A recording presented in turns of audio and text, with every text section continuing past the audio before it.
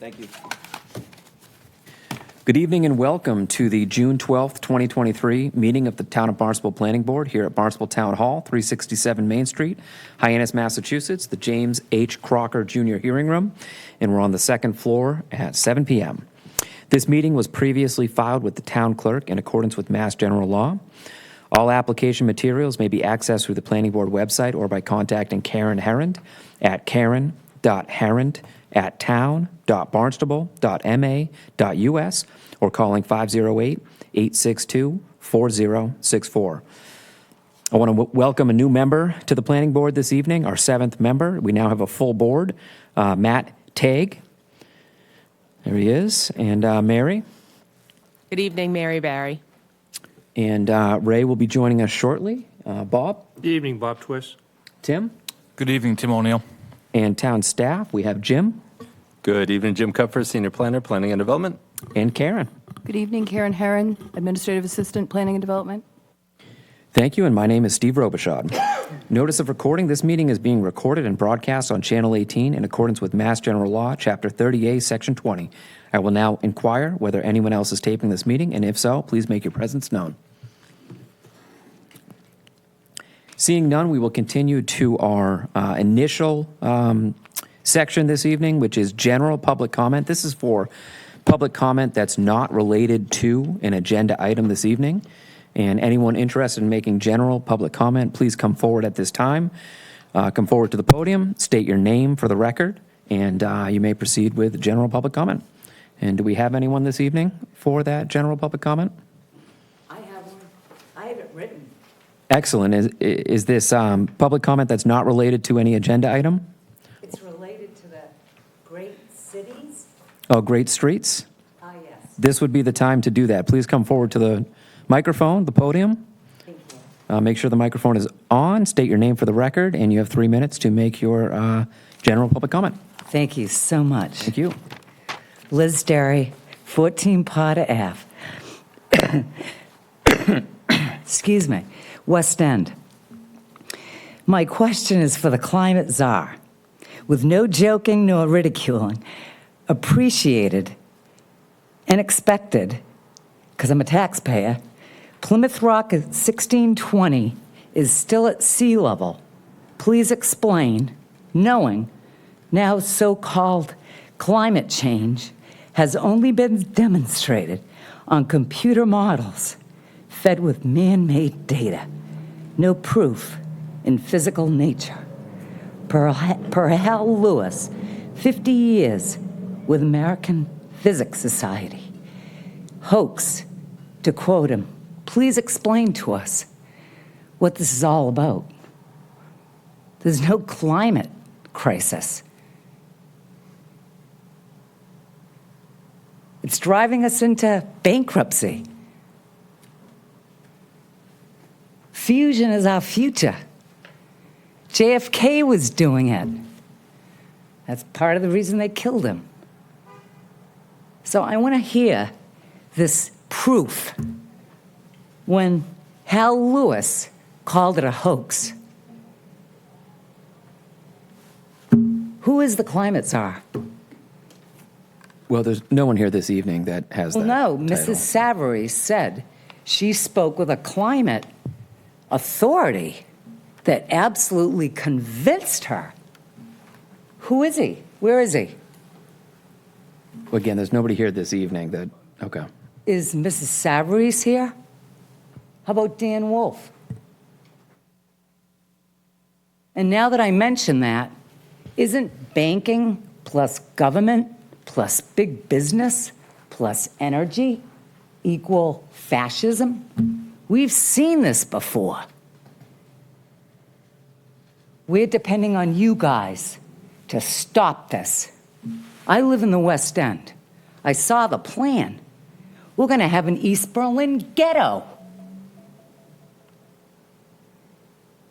I was here when it was two-way traffic, and I know what they're up to. We're all going to live on the inland, and they're going to own everything, and we aren't going to be allowed to leave our quadrant to go to the coastline that they own. So I beg of you, think this through. It's much bigger than any of you even know. Thank you.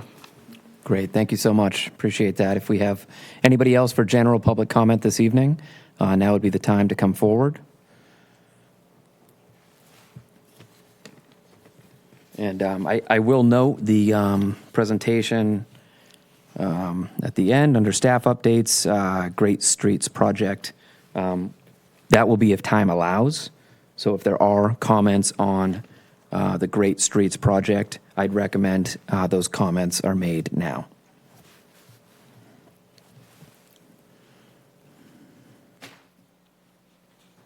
Thank you, sir. Come on down, state your name for the record, and you have the floor. I'm Stuart Bornstein, resident of the town of Barnstable. Senior moments here. I made a few notes. So, Take your time. Yep. I've been here a long time. I remember when Hyannis, over 60 years ago, 62 years ago, on Main Street. And I was then almost 20, just to date myself. And Hyannis was two-way for 7 or 8 months of the year. Come before, someplace in June, a little bit before, and I'm about 85, 90% right. I'm not too clear on the exact dates because of the timeline. That they would come down overnight and change all the traffic down Main Street, down South Street to one-way. And it worked out great. Come sometime after Labor Day, end of September, thereabouts, they changed it back to two-way. And they did this for a few years. In 1 year, they had a vote on it. I think it was selectmen, and the people came and supported it for keeping it one-way permanently because the traffic moved. And at that time, Cape Cod had maybe 45,000 people living here. We now got 250,000 people living here. And I venture to say Hyannis, as a pure guess, didn't have more than 5,000 people at the time, year-round, maybe a little more, a little less. Now we got over 14,000 people here year-round. We're about to add 1,500 apartments. I have a list of people who are in doubt of it that I know of, and probably another 300 or 400 I don't know about, which is going to add a minimum of 1,500 to 2,000 more cars that have to live in Hyannis, have to actually park in Hyannis. And it's going to have that much more traffic.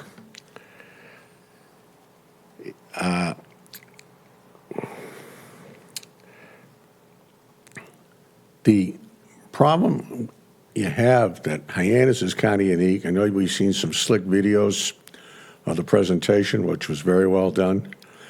And they came with a lot of good ideas. Get rid of some of the stop signs, bag some of the lights, and that can still be done and still keep everything one way on Main Street, one way on South Street.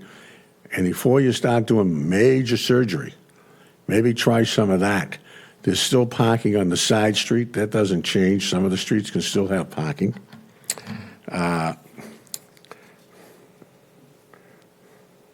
The other big thing is, if you, during the day or an evening, afternoon, if you have a chance, walk the street. Right now, it's not very crowded. Another week or two, from 10 o'clock in the morning till 6 o'clock at night, it's jammed with delivery trucks, UPSs, Amazon, trailer trucks. I know, I go down the street to get to my office probably 6 to 8 times a day, and I happen to like driving down Main Street. What Hyannis is about, and it really is. And sometimes I got to wait for somebody that's pulling out because they go around. I wait for the car to spin by. Hyannis is kind of a unique street. It isn't the same as what we've seen in the videos. And some of those videos aren't really very true. If you look real close, some of them show one-way traffic, and they show converted to two, but you notice parking's missing on one side. It's a very fast clip. You got to be awake to see that happen. Coming up on 4 minutes, just Excuse me? coming up on 4 minutes. so- All right, let me go Yeah. fast if I may.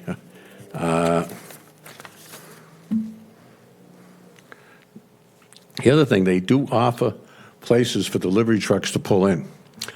Now, these spaces should take the space of 3 cars for these trucks to get in and get out without tying up the street trying to back in. They say there's 30 or 33 of them.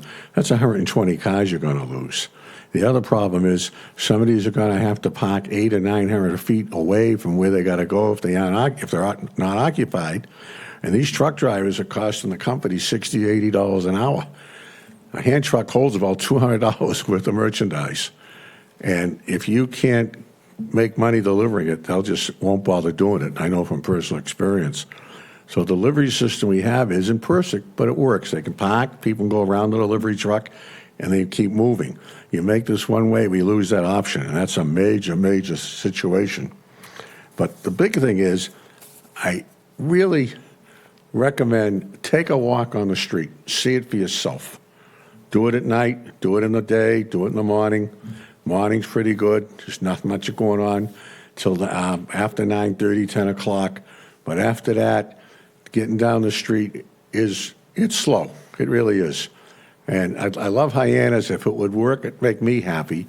But from what I remember, them changing it over, and it was voted by a wide margin to do away with the two-way traffic. And like I said, there are some things they recommended that make sense, but not everything.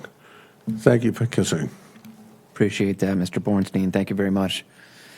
Anybody else for, again, general public comment this evening? Items not related to our agenda this evening? Okay, seeing none, we're going to move on to our first item this evening, which is an A&R. We have 2 A&Rs this evening, both related. Bob, take it away. Thank you. This is the first approval not required plan item. Barnstable Clean Water Coalition has submitted a plan entitled Keating Boggs, River Road and Whistleberry Road, Barnstable, Marston's Mills, Massachusetts, dated June 12th, 2023. This is not a public hearing and is not needed to be voted upon to open or close. Thank you very much, Bob. And if the applicant could please come forward and offer a presentation. Thank you very much. If you could just state your name for the record and make sure that the microphone is on. Yeah, that's perfect. Yeah, that'd be great. Just make sure the microphone's on. Mary, go ahead. I think Just we're on bef- now. Can you hear me? Before you start, Mary? Just before we get started, I just want to clarify that in my paying job, I actually do work with the coalition on a number of projects, but I don't plan to recuse myself unless I need to because it's an A&R. Excellent. Thank you for disclosing that, Mary, and you may proceed with your presentation. Thank you. So I'm Zenas Crocker, the Executive Director of the Barnstable Clean Water Coalition, Three Bays Preservation, and thank you, Planning Board, for hearing us out this evening. We're really excited about a project and particularly about the support we've had from 2 farmers. So here we have Mr. Keating's Boggs being identified. Just after this, I think we'll hear from Mr. Hamlin's Boggs and talk about the potential separation of land, and part of this land would be used for environmental restoration in order to help clean the waters of the Three Bays area. This is, as you probably know, the 3rd most compromised estuary on Cape Cod by nutrient load. And scientists you may have heard of, like Dr. Brian Howes, have indicated that a restoration of cranberry bogs as they're being let go and potentially turned back into wetlands has an opportunity to significantly reduce nutrient load. And so that's what we're hoping to do as part of this project. But the first step will be to separate the land. The farming will continue on the acreage that the farmers continue to hold, and we would only restore acreage that's being let go or has been let go in order to do a restoration project. So that's what this project is all about, and we really appreciate the consideration of the Planning Board. Thank you for your time. I'm happy to answer any questions. Excellent. Thank you very much for that. Jim, do you have anything to add? No, nothing further this time. I will note that in your annotated June 12th, 2023 is the last revised date. This was just a clerical issue that was highlighted that the applicant has updated, so that should be referenced in any motion made. Thank you. Thank you, Jim. And I'll just state that we're taking this one A&R item at a time. Go to the board for questions on this particular A&R, starting with Matt. All set? Mary? None at this time. All right. Ray? None, thank you. Thank you, Ray. And Bob? I'm good, thanks. Tim? No questions, thank you. All right, and I'm all set as well, which will take us to looking for a motion. Mr. Chair, I'm happy to make that motion. I move to endorse the plan entitled Keating Boggs, River Road and Whistleberry Road, Barnstable, Marston's Mills, Massachusetts. Approval not required plan prepared for Barnstable Clean Water Coalition by Horsley Witten Group Incorporated, dated June 12, 2023, as an approval not required plan with the following specific findings of fact, which are found on page 2 of the staff report dated June 12, 2023. First finding of fact is that it does not constitute a subdivision because each of the lots have the minimum required frontage on an existing way, having suitable grades and adequate construction to provide for the needs of vehicular traffic in relation to the proposed use and for the installation of municipal services to serve such use, or are not to be buildable lots and are labeled as such. And finding number 2 is all materials and conditions of Chapter 801, Article 4, approval not required plans have been submitted and are in full compliance. Excellent. Thank you, Bob. And a second on that motion? I'll second that. Thank you, Mary. All those in favor? Matt? Aye. Mary? Aye. Ray? Aye. Bob? Aye. Tim? Aye. And myself, Steve Robichaud, votes aye. The motion passes. Move on to the second A&R. Bob, go ahead. Thank you. This is the second approval not required plan item on the agenda. Barnstable Clean Water Coalition has submitted a plan entitled Hamblin Boggs, 110 Bog Road, Barnstable, Marston's Mills, Massachusetts, dated June 12, 2023. This is not a public hearing and does not need to be voted to open or close. Thank you, Bob. And again, we will go to the applicant for a presentation on this specific A&R. So again, this is another important part of a potential restoration down the road.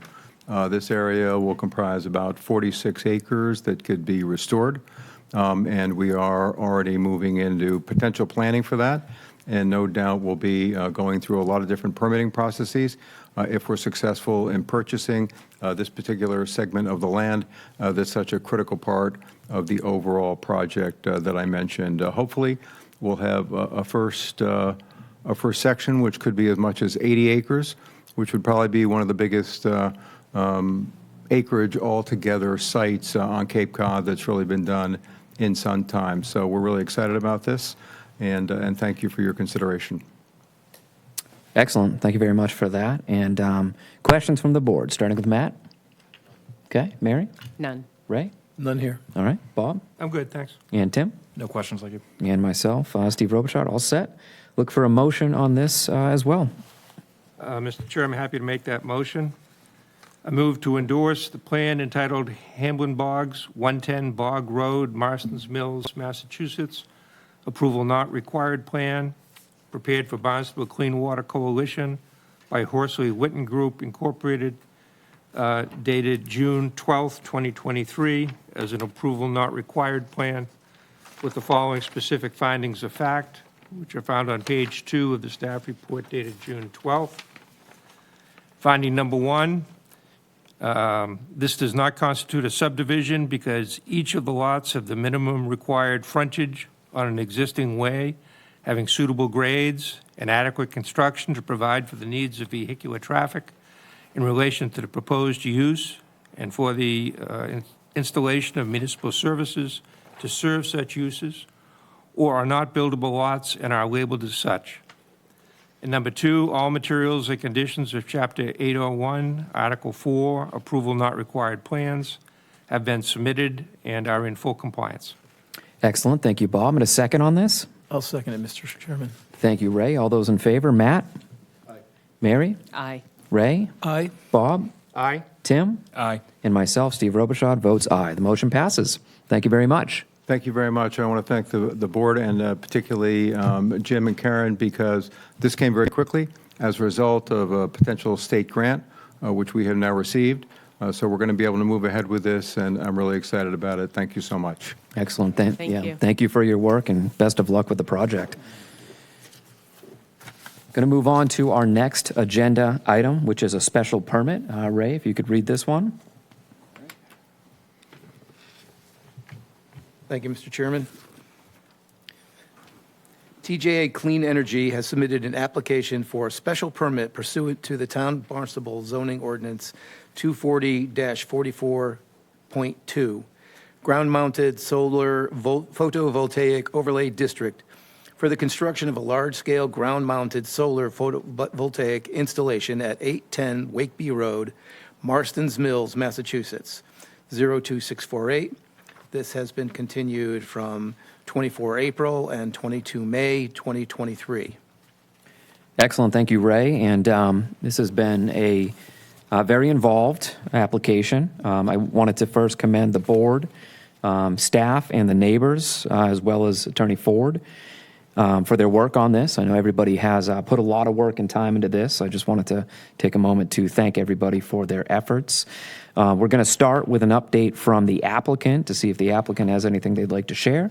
We're then going to move to an update from Jim to kind of get a quick glance at the changes that have been made to the staff report.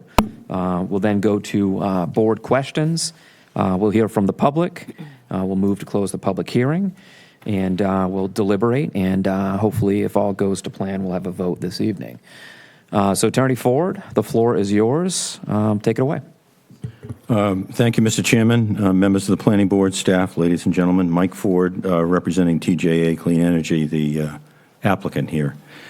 With me is Brendan Reale of Atlantic Design Engineers, Inc., who is an environmental scientist and has been the spokesperson for Atlantic, who prepared the site plan for this project in the course of this application. Mr. Chairman, since the last meeting, what we've attempted to do, and I think we were successful at it, is to provide the additional information that the board was looking for and the staff was looking for, which prevented the board from having a comfort level, frankly, to close the hearing last time out. And so among those things that were submitted through Atlantic to your staff, Mr. Kupfer, was the updated stormwater certified. It was not certified. We had a draft at the last meeting, stormwater report and stormwater figures. In addition to that, the final site plan with the additional information that was asked for has been placed on that site plan. I will tell you that one of the items that we were to receive, or Atlantic was the specification for the containment in the area of the transformers. And we still did not receive any specification, and so that remains not on the plan. But we do anticipate receiving that from the town, as they've indicated, and I think it's been incorporated by way of reference in the conditions that we have been working on. I don't think there's any other major submittals. By all means, Brendan, jump in here if you think there was one other submittal or more. Have I covered it? Yeah. And then the other thing that we've done is we've reviewed the conditions that were the public conditions last time, and given our feedback to Jim. And when the time comes, Mr. Chairman, and the board gets to deliberation, we have a few suggested revisions, which we'd be happy to discuss with the board for their consideration. I think all of those were sent to Jim, and I think they've been passed on to the board, so there aren't any surprises at this point. I have received a couple of changes late in the day that when you get to those, I would reserve a right to simply make a comment on them before you took action on them. Absolutely, that sounds great. And the next thing we're going to do is we are going to have Jim walk us through the changes that have been made, and I would like that to be an open conversation with you as we work through them if you have comments or questions. Right. So, Finally, I'd yes, simply go ahead. reserve a right to comment on any new information that comes forward tonight before the public hearing gets closed. Understood. Thank you, sir. Thank you. Jim, if you don't mind, we have a considerable amount of conditions that we've been working on. If you don't mind walking us through between last meeting and this meeting, what has changed?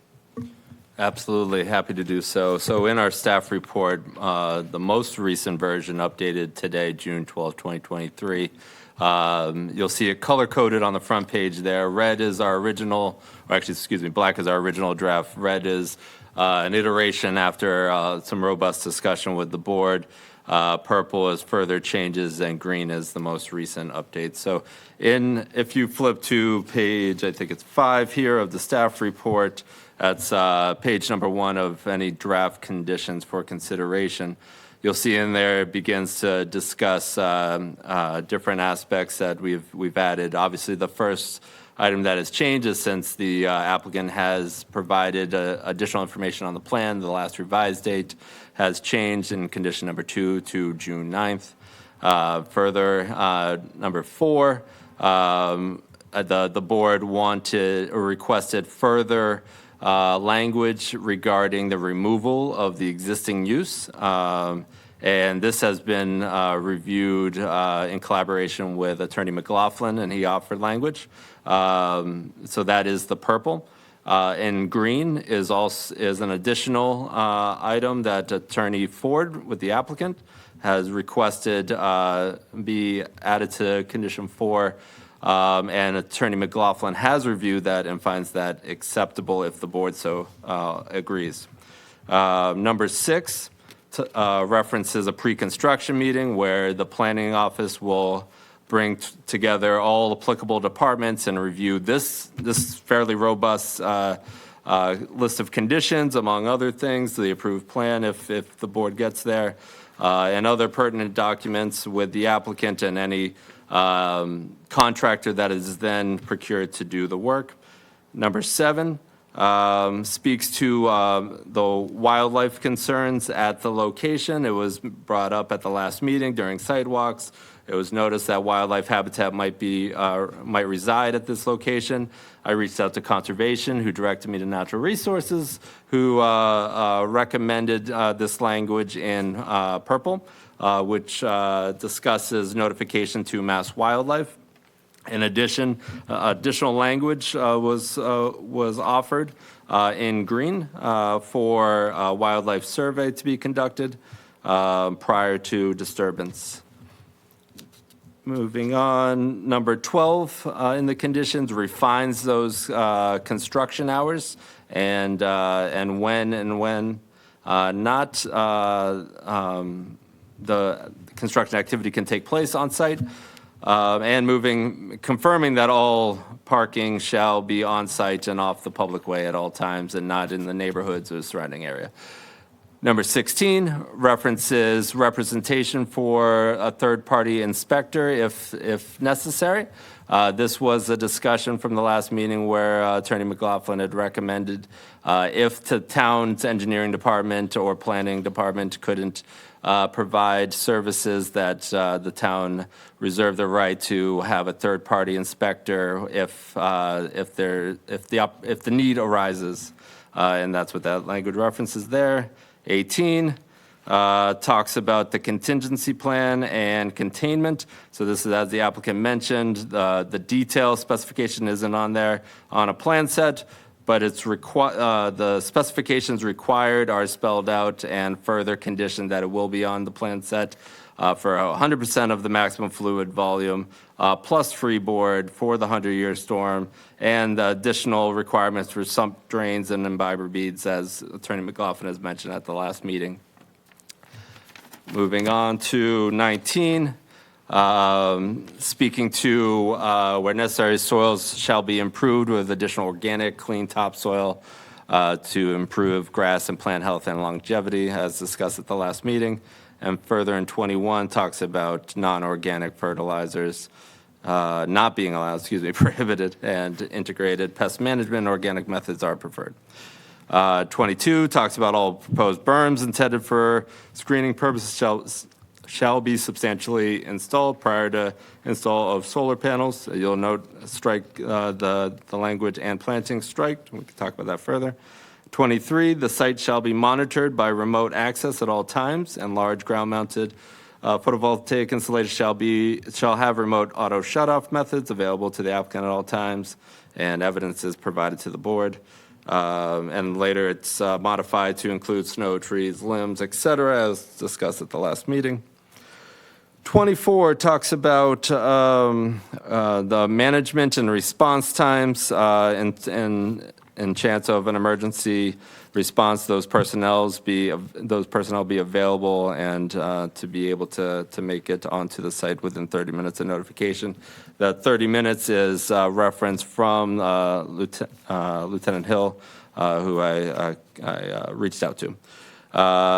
Further, in accordance with the ordinance 24044 F8E regarding emergency operations plan, just citing all the requirements that are necessary within that emergency operations plan, and that would be developed in collaboration with our emergency response officials, and listing some of those here, but not limited to, obviously.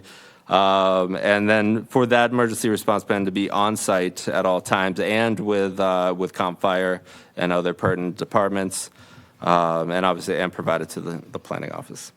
25 talks about recycling options in the future, and further into section C for financial surety, just confirming the date or the timing prior to occupancy.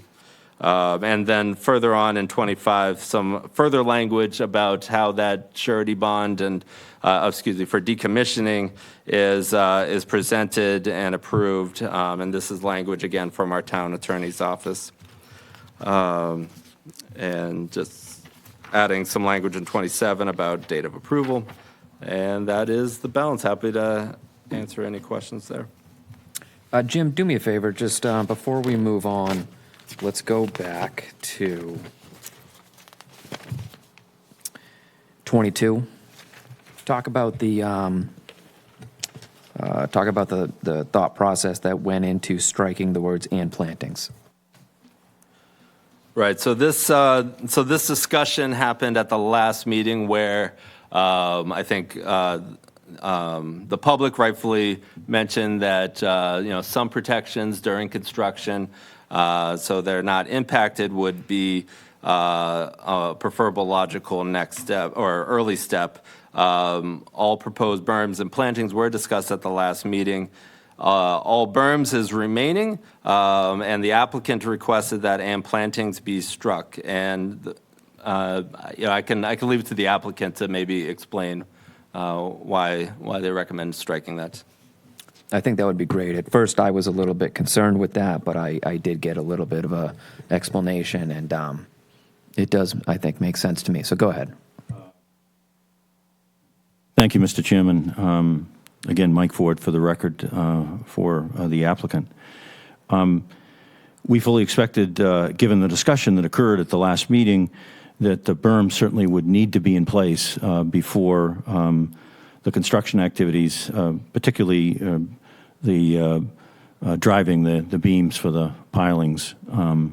However, to put the plantings in the view of those who are going to be constructing it at that stage and then run through all the construction, the likelihood is that the plantings could be damaged during the course of all of that. There also is a need to keep the plantings watered, alive, have that all set up and to go, and we're required to keep them alive. There's got to be a bond of 150% for anything that isn't finished. So it made a lot more sense from a construction standpoint. Landscaping is usually done at the end of the job. Here, we understand it'd be great to get something up, and so we're suggesting a compromise there that we'd put all the berms in place, but the landscaping would need to follow after the array is in. Keep in mind the construction time for the array was estimated to be no more than 6 to 8 months. So we're not talking about a long period of time here. But that was the thinking behind it, and that was the basis for the request to staff to put it in for your board's consideration. Great, I appreciate that, and I know it's kind of best practice for any development for landscaping to come at the end. That's typical, right? Okay, understood. All right, thank you. Attorney Ford, did you want to kind of discuss now any of the changes that Jim just went over? I think this would probably be the best time for it, and then we'll go to the board for questions. Sure, if I could, as Jim indicated, the language in green in number 4 did come from my office, and that was simply to clarify that the surrender and abandonment irrevocably of uses and permits did not include those permits that have already been issued that we need for the solar array. For example, the site plan review, the modification permit, and other approvals. And while it might go without saying, we wanted to state that specifically.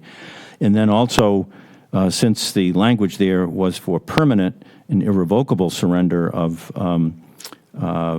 any prior uses, we wanted to make sure that that wasn't going to prohibit a future use, which was complying with the zoning bylaw once the solar array was no longer there or didn't have its life. And so that term permanent and irrevocable was the reason that we asked that there was an acknowledgement that after the solar array, uses that are allowed under the bylaw obviously could continue on that property. And so that was number 4.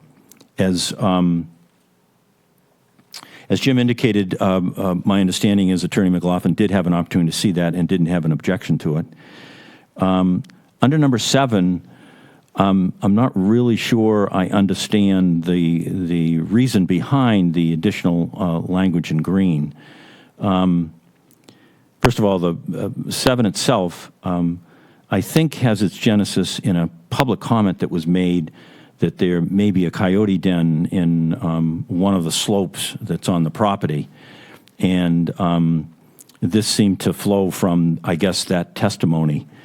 And while this is not a priority habitat, and certainly coyotes are not a protected species, we didn't have a problem with that kind of general language that prior to commencing construction on the site, we would review the site for determination of any active evidence of wildlife, which is what that required. The additional language requires us to retain an accredited field biologist or wildlife expert and actually have a full survey done of the entire site. And if wildlife habitat is found, and then notify Mass Wildlife. That's Fisheries and Games. It's called of the state department. It's called Mass Wildlife in the shorthand, and then follow any guidance from Mass Wildlife. This is not a priority habitat site. Certainly, I can understand that if there had been some evidence of a protected species, by all means, the requirement for an accredited field biologist or wildlife expert to conduct that full report, we would undertake. But I'm not sure I understand the reasoning behind the additional language here. It also goes on to say that if we find any wildlife habitat, well, first of all, will we find wildlife? Wildlife includes songbirds. There's certainly wildlife on the property. There's no question that there's wildlife. If we found wildlife habitat, I'm not sure I understand the significance of that, particularly as it pertains to the array. So my clients are concerned here that this is another expense, but one that I frankly couldn't find that was grounded in a reasonable nexus to either the public comment that was made or to other discussion before the board or to the fact that it's not a MAP priority site. So that would be our comments that I'd ask you to consider as you consider the green language when you go through your deliberations, Mr. Chairman. Understood. Other than that, let me just quickly scroll here. I've already addressed the plantings. We didn't have a problem with the green in number 24. That seemed to be consistent with all of the discussion that we've heard in number 24. So the new language there, that it came through at 5 this afternoon in the green on 24, seems to be consistent with all of the discussion that we've had around the emergency operations plan, so we didn't have an issue with that. Appreciate that. Yep. So thank you for the opportunity to comment, Mr. Chairman. Okay, excellent, thank you. At this time, I want to go to the board and have the board work through any questions currently on their minds. And Mary, we'll start with you. Anything that you'd like to deal with right now? Nothing right now, thank you. Okay. And Ray? Thank you, Mr. Chairman. First, please advise me if we're out of sequence. I was going to ask Jim to briefly explain the difference between the findings and the conditions. So we're all clear on what the difference of that is. Yeah, it's a good time to do that. Sounds good. Sure, not a problem. Happy to do so. So in your staff report, you have some draft findings for consideration, and these draft findings are built over the course of time as this hearing has transpired. And in addition, the next section you have draft conditions for consideration, and those are developed again over the course of time as this board has deliberated on the matter. Findings are stem from the ordinance itself and all the requirements that are necessary that are spelled out in the ordinance and for a special permit. And this is the action items that the board is meant to review and consider when developing out any decision rendered. And so as you see in this staff report, we've listed out 1 through 12 in our draft findings for your consideration that reflect the ordinance, and then expand upon in some locations where you as the board have essentially responded to that ordinance and said it does or it does not meet those requirements, and then maybe there's some additional direction that is allowed there. And I'll give you, for instance, number 7 talks about hazardous products, and it was added later on the use of hazardous products shall be further conditioned below, and those conditions are that next section. And the difference there, so the findings are a response to the ordinance that confirm that this application is meeting the ordinance or doesn't meet the ordinance, and those are your task at hand as the board to confirm those findings. And then those findings can be met, not just by the application, but in addition, certain conditions that may be required to meet the ordinance and make the best possible project that you can make in collaboration with the applicant. So you do have a whole host of conditions here, obviously. We have 29 conditions here that essentially reflect, if the board so chose, the project as a whole. Your findings that outline all the reasons in which they meet the ordinance or do not, and then if they do, conditions that will assist the applicant and the board in rendering a decision that can meet the ordinance and minimize impacts. Ray, how do you do? Thanks, Jim. That was a good edumacation. Great job, Jim. Appreciate that. Ray, anything else to touch on? Yeah, so I want to talk about condition number 7. First of all, the blue section should just be struck and replaced by the green section. The reason for the green section is a number of counts. First of all, that wanted to make things a little clearer. The original kind of, if you read the original, it's sort of, Brendan walks through, looks all around, says, hey, nothing here. We're good to go. And so we just wanted to make it a little clear about that, actually, that somebody that has been accredited as a wildlife expert, if you will, goes through just to make sure, so that there aren't any surprises. Secondly, I don't think this is particularly odious. It may be an extra cost, grant you that, if you got to pay for a biologist. However, as you said, there is abundant wildlife in and around the site. And I want to say that as we go forward, we really do want to get it right, because people live real close to this. And to be honest with you, in my travels, and I've said this before and I'll say it again, in my travels, whether it's around the southeast United States or in the town of Barnstable, there are few, if any, solar farms that are so close to residences. So we want to get this right. Part of getting it right is there is a way to, in reasonable, we're not looking for one of these, oh, there's the snail darter living in the bottom of a puddle somewhere, stop everything. But we do want to at least be prudent to take a look-see. And I don't think that you want to run a grader or a backloader and bury a family of coyotes in that cave. I don't think you want to do that. So just want to check, make sure, and if there's any guidance about what to do. I don't think this is a big burden, but again, in terms of getting it right, I'd ask you, we've been working that way, and I would ask you that this is just part of getting it right. I'm really not interested in debating it. I just think that we all have been trying really hard to spare the applicant as much expense and pain as we can, but at the same time to get it right. That's all. Yeah, and Ray, can I add something, if you don't mind? Sure.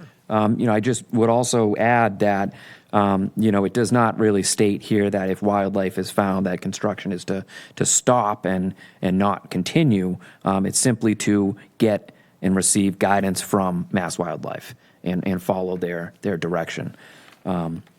So, Ray, can we pause and just get the board's pulse on this one? Sure. Is everybody else comfortable with striking the blue and just including the green?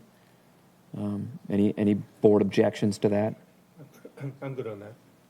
I mean, the blue is basically redundant of the green now. Yeah, understood. Attorney Ford, any response to that? I mean, I certainly support Ray and his Yeah, statement. no, I understand. Thank you, Ray, for articulating your position on this.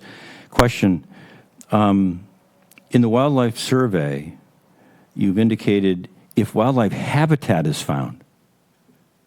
Do you mean wildlife habitat or do you mean wildlife? I would say that, quite frankly, I think that's a technical term, and I would defer to Jim on this, but habitat as in, for example, that den. But I understand your discomfort with that, and if we need to have that clarified so that, habitat can be, there's a deer path through there, right? If there is, but that doesn't mean that we throw a red flag. So perhaps we need clarification on that term. Well, and I also feel that the field biologist would weigh in. Certainly if active wildlife habitat is found, I think that's important to act on. There could be habitat that's empty for the day because the creature is out and about for the day, you know what I mean? But I think it still needs to be taken seriously. I don't know if you have anything to add, Jim. Yeah, I think you could clarify that simply by saying if wildlife and/or wildlife habitat, and then, this would be a surveyed list that's provided Mass Wildlife, and if it's not an issue, then the applicant continues on with his project. I think that could be an easy clarifier. The only thing that I potentially would throw out there is adding the word active. If active wildlife habitat or wildlife is found. I don't. See, I'm used to wildlife habitat in the conservation sense. And for example, a tree that exists in a buffer zone or in an outer aura area outside the 100-foot buffer zone can be wildlife habitat and has to then be protected under conservation rules. We have no wetlands on the site, so I'm not concerned with conservation. But it's just a term that has a legal meaning, as you indicated, Ray, and that's why is this field biologist looking for wildlife habitat? And if so, under what name? Generally, when you get a wildlife survey done, it's to determine what wildlife is on the property. Correct, and that's why I think we need an So expert. that's so why that it would they make be more able to sense if it just said define what wildlife. habitat is. This is habitat, this is not habitat, instead of us trying to parse words. I'll just get a little closer. Got it. At any rate, do I have to repeat myself? No, I think the message is well received, and I personally would like to see the word habitat remain. Any other board comments? I agree. Okay. Guys all set? Okay. All right, well, I think we've kind of flushed that one out, so. Understood? Chairman. Understood. Yes, Ray, go ahead. And then number 24, Mr. Ford, I have tried to lighten your load as much as I can. We have had discussions about security, site security, physical security. A lot of the way that the emergency plan, emergency operations plan has, initially been posed is because of a mechanical malfunction or otherwise non-human stuff. And I've asked you to please consider how event management would be handled. And I think, actually, the gentleman here, I think you're right now the guy that's in the ops center, correct? Or you'll. My company will be the long-term owner, yes. Yeah. So I put on my Department of Defense hat, and I just say, I'm not asking for a 24/7 on-site and presence, but I am asking for a standing operational procedure that says, if on Saturday night, after some local has had 2 6-packs of beer, they decide they're going to go shoot up the solar panels, that there's a plan on the shelf that your operations guys know exactly what to do. It's not necessarily that you're going to send in the cavalry, because Lord knows we don't want to get anybody shot that's not properly trained, but it means in writing, we will notify X or Y within X amount of time. That's the way an operational plan is structured. That's simple. And I'm not asking you to, in this case, I'm trying to say, I don't want to saddle you with additional costs, but I do want it to see in writing exactly how to respond to such an event, because I think that's the only thing that is really missing from this. So again, I would ask you to put on your thinking cap and see if you can't craft something, have a plan crafted up that says simply, if necessary. I think we can work with all parties and make sure that's in the plan, and I think the green language requires the plan to be approved. So I think we've heard you, and we'll see if we can't get that in there. I appreciate that very much. Mr. Chairman, there's one other thing, and I'm not sure, I think I jumped ahead of myself. It's about site security conducted by remote access. Jim, help me. Oh, 23? 23, is that it? Yeah. Yeah, just talking about the Knox box and remote access at all times. Yes, that's it. So it's not really remote access. It's either remote sensing or it's remote surveillance, and it might be just, parsing the language, but that's actually a more accurate remote access. I'm not sure. Remote access means you have access from I think it's the incorrect term. What we're trying to say is that there's going to be sensors on site that can be monitored remotely. So maybe the language should be, the site shall be monitored remotely at all times, and take out the by and access provision. I think that might be a good fix, Mr. Ford. I like that. Site shall be monitored remotely at all times. Yep. Assuming Jim, the author, will take the amendment. He has pride of ownership there. I know, that's why I'm deferring to him. Indeed. Yeah. You're going to have to mention that when you make your motion, so just jot that in. So it would be monitored remotely. Remotely. Yep, exactly. Yeah, those were some excellent questions, Ray. Thank you, Mr. Chairman. Good topics. All set for now? Yep. Okay. I'm going to kind of pick up right where Ray left off. In the event of loss of on-site power, is there a manual shutoff on site? I'm assuming a manual knife switch. Yes. Okay. Yeah. Great. All right. I'm sorry. Can you state your name one more time for the record? I don't remember. No worries. Ed Schweitzer, Catalyze. Yes, there will be a shut-off switch, main disconnect. Excellent. Thank you. That's all. As required by Eversource, the utility, to not, put power into the grid. Sure. Understood. Bob? Thanks. I don't want to cover the areas other people have already covered, so I got nothing new. Great. And Tim? The only thing I want to bring up, and I'm sorry, I should have brought this up at the last meeting, and there was actually, I think, some public comment related to it, and I thought it was actually in my emails, but I had to dig through the Laserfish file today to find it. Was about sound ordinances as they related to that similar project in Sandwich. And actually, the public comment letter that we received had a copy of a sound study that was done on that project. I believe the sound study that was provided to us was actually done before the project, so it was trying to predict and run a model of what the noise increase was at that particular project.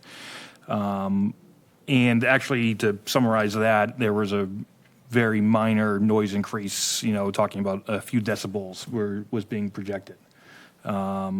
And it references the Mass DEP noise policy limit that there can be no single source increase of noise over an ambient background of more than 10 decibels.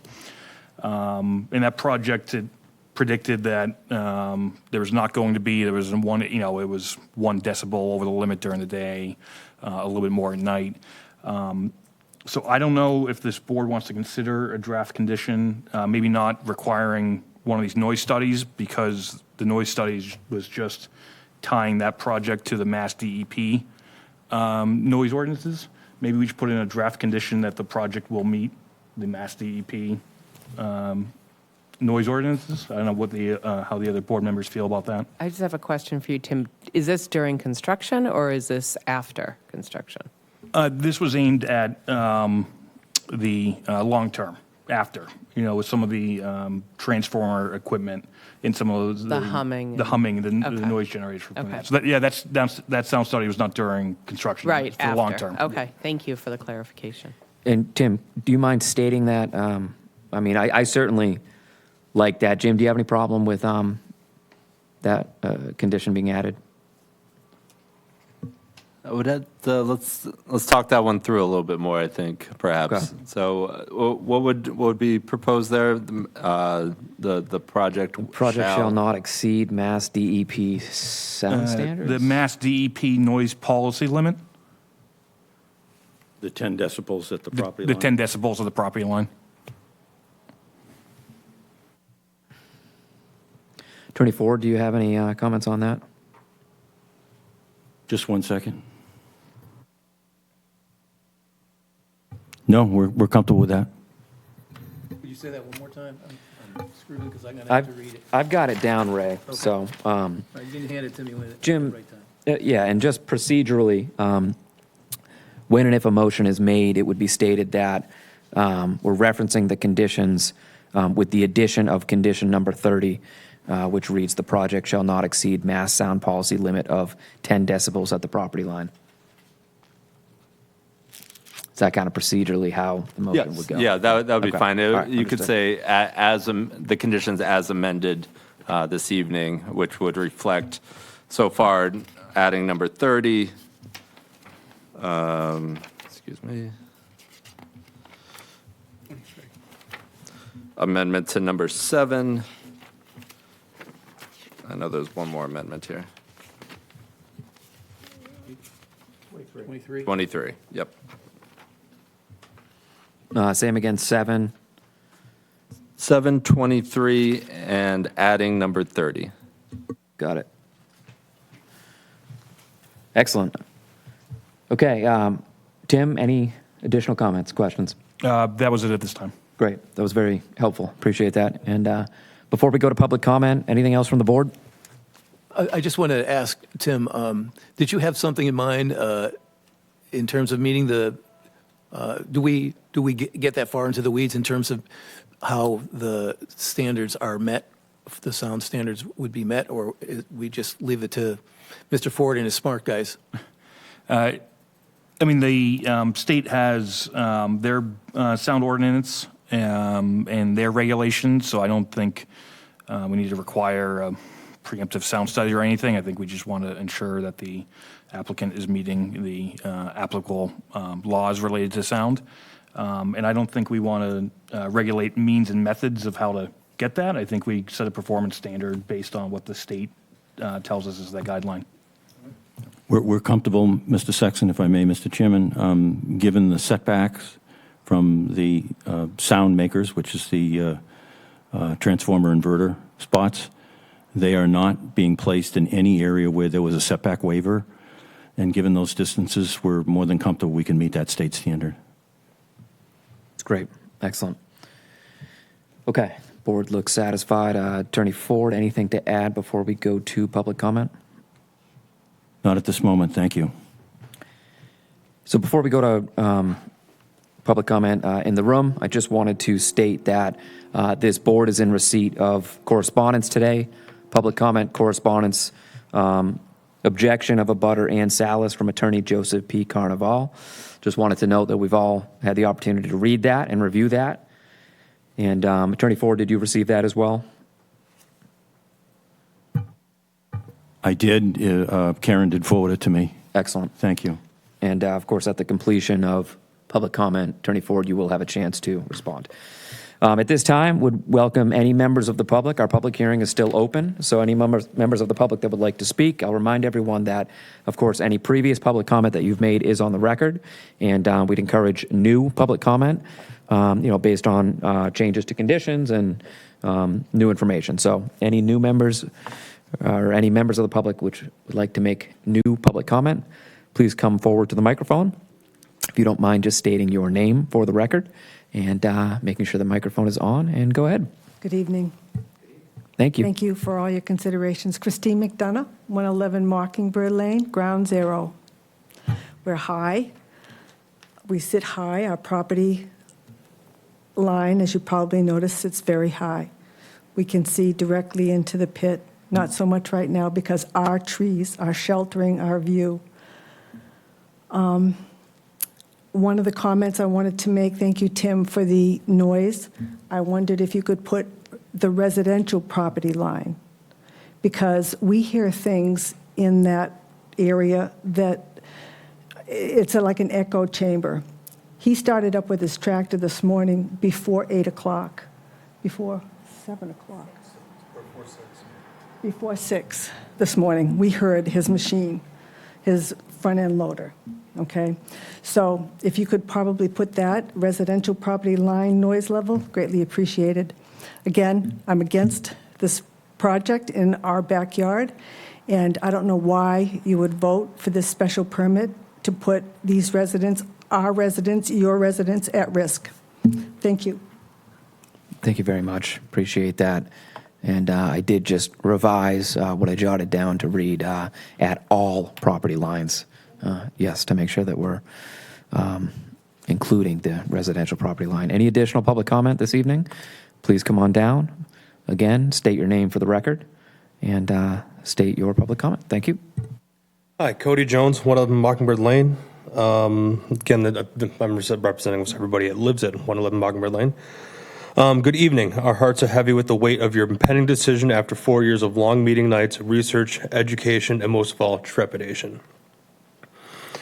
It has been a constant struggle hearing false claims from TJA and his representation and trying to relate to all the reasons that this project poses a direct threat to health, safety, and welfare.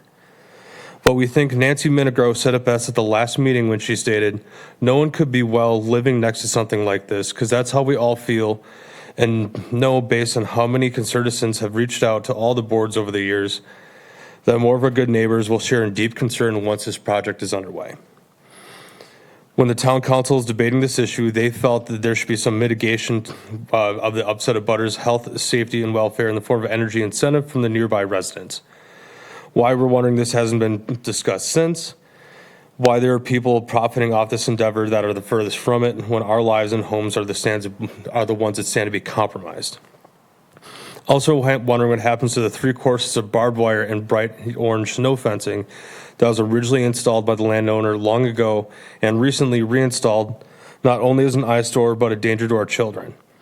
And what about landscaping? How can the trees be considered dense vegetative screening if we're allowed to see right over them, as Christine just stated, from our homes due to the steep gradients? It is going to take years before they grow tall enough to screen us from anything. Additionally, the fact that the plantings were stricken before construction is yet another slap in the face from those seeking protections of the special permit, because again, they're making it about what's best for them, not for us. At the last meeting, the representative who will be managing this whole project was talking about pile driving and they said there would be a screw-in option as well. Why could it be reasonable to include the special permit that the least disruptive methods should and will be used whenever possible?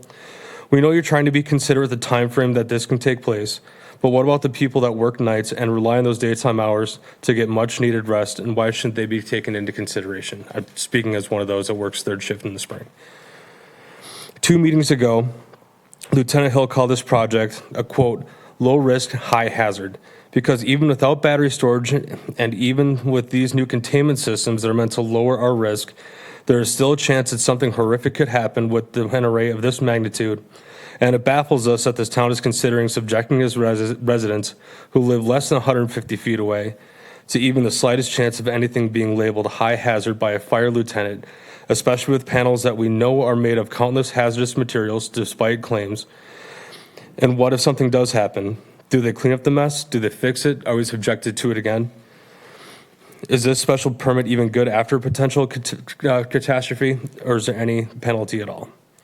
Please walk a mile in our shoes and think of the future you're condemning us and our wildlife to should this pass, because there are so many more things than songbirds that live there. And what's to stop the landowner from driving them all out now? More importantly, think about the precedent you are setting for those green-for-profit projects that turn to stand our residential neighborhoods into commercial wastelands, because pretty soon this won't resemble the town we choose to live in. This isn't happening because it's good or right, but because it's politically expedient. And it's shameful that this will only benefit entities that have nothing to lose, unlike the residents that will be scapegoated. Thank you. Thank you very much. Appreciate your comments. Any additional public comment? Sure, come on down. Yep. Just state your name with the microphone and go ahead with your comment. Hi, I'm Mary Birkinshaw, 133 Mockingbird Lane. Hello, everybody, again, and thank you for all your consideration on this. One simple thing I'd like to bring up that was brought up tonight was about the plantings. My understanding of the plantings and what was kind of an idea I had about having them in prior to the construction was that the trees, bushes, and that vegetation would keep the dust down. A berm isn't going to keep the noise and the dust down. I mean, it's just going to be a dirt hill. The dust is still going to come piling in because there are berms out there now, and our houses are still filled with dirt and dust. Now it's warm out. You have to, it starts at 6 a.m. You got to keep the windows closed because it churns up all the dust. So the idea of having the plantings in place prior to the construction was to afford us a little bit of peace and a little bit of wellness, if that's the word that we're all using now.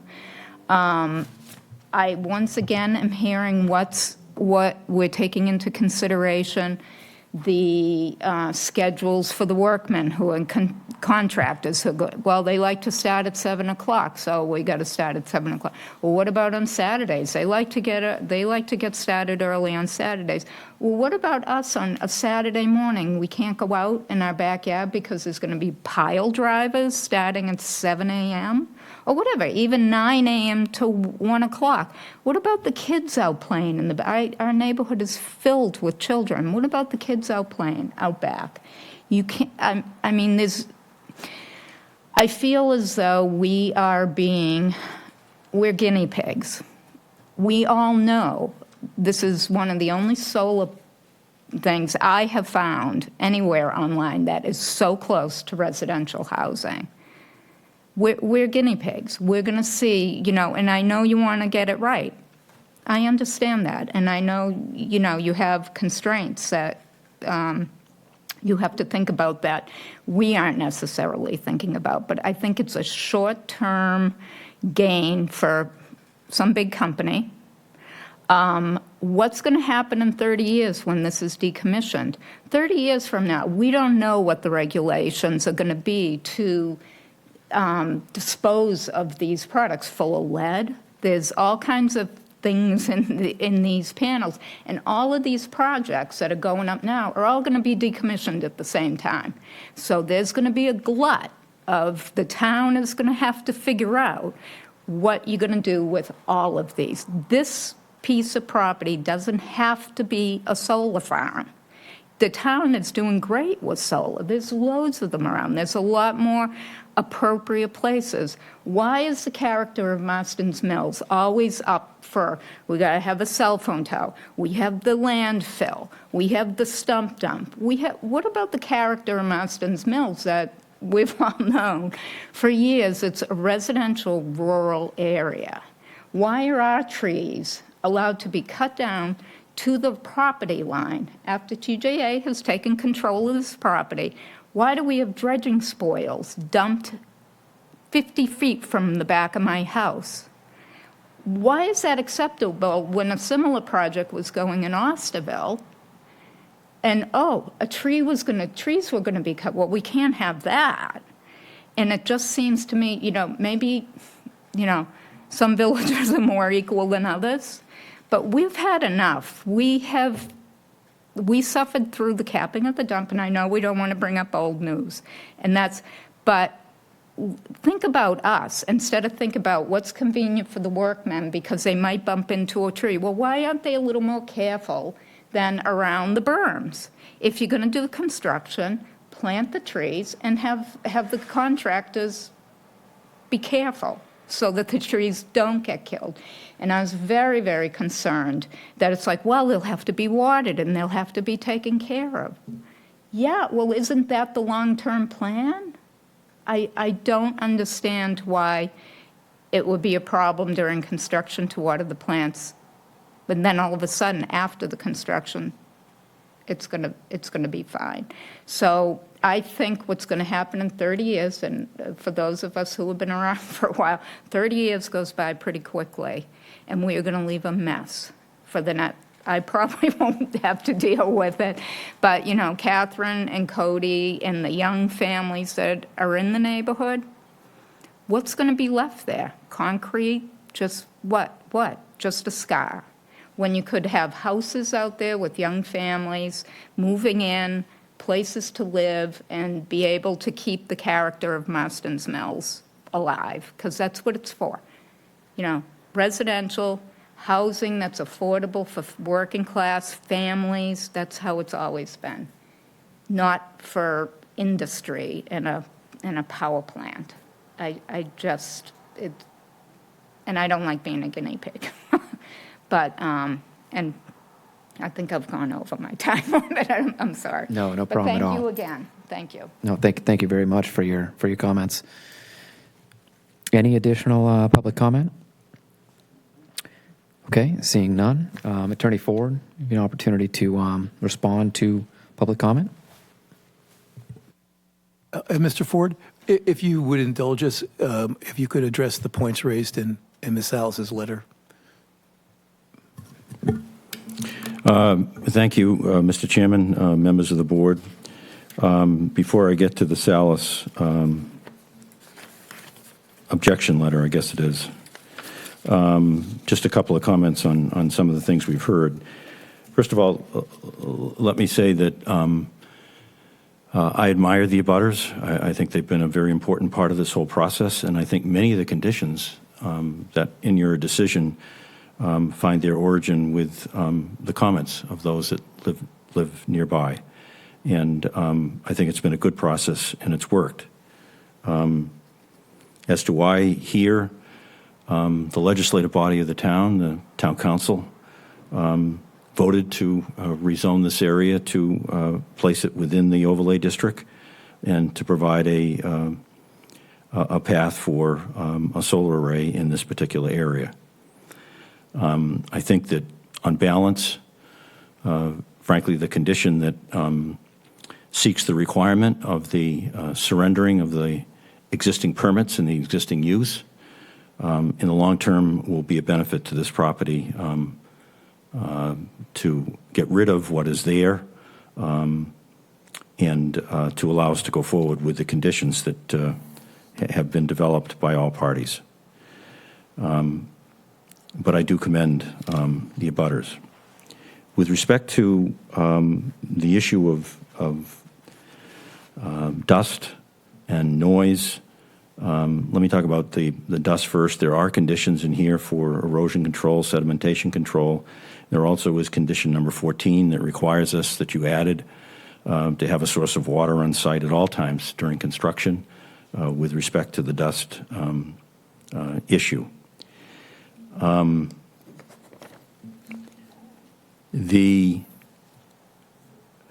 As to the questions raised in the objection letter that comes from Ms. Salas by way of counsel in Providence.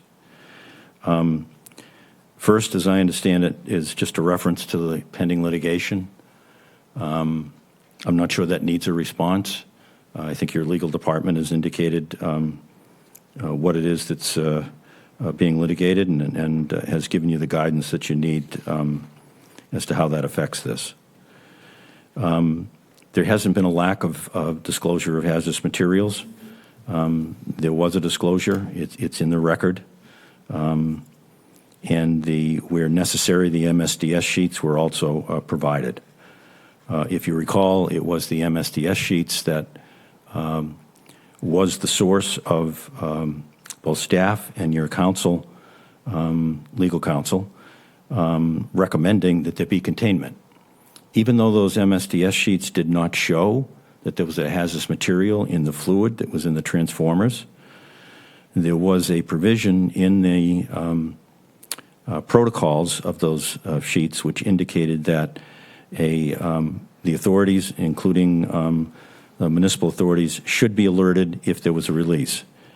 And from that, the board, I think, took the belt and suspenders approach recommended by council, that's enough of an indication that even though it's less than 2% of the material that's in the transformer, we should have containment. And we've agreed. And so as soon as we get that spec from the town, that will be part of the project. So I think you've covered yourself in terms of that. I think the emergency response plan has been discussed in detail, and we're comfortable as to where that is at the present time. And I think the members, one member in particular, has made it clear one additional thing he'll be looking for before that plan gets approved, before construction starts. With respect to the allegation of proper identification of site components on the site plan,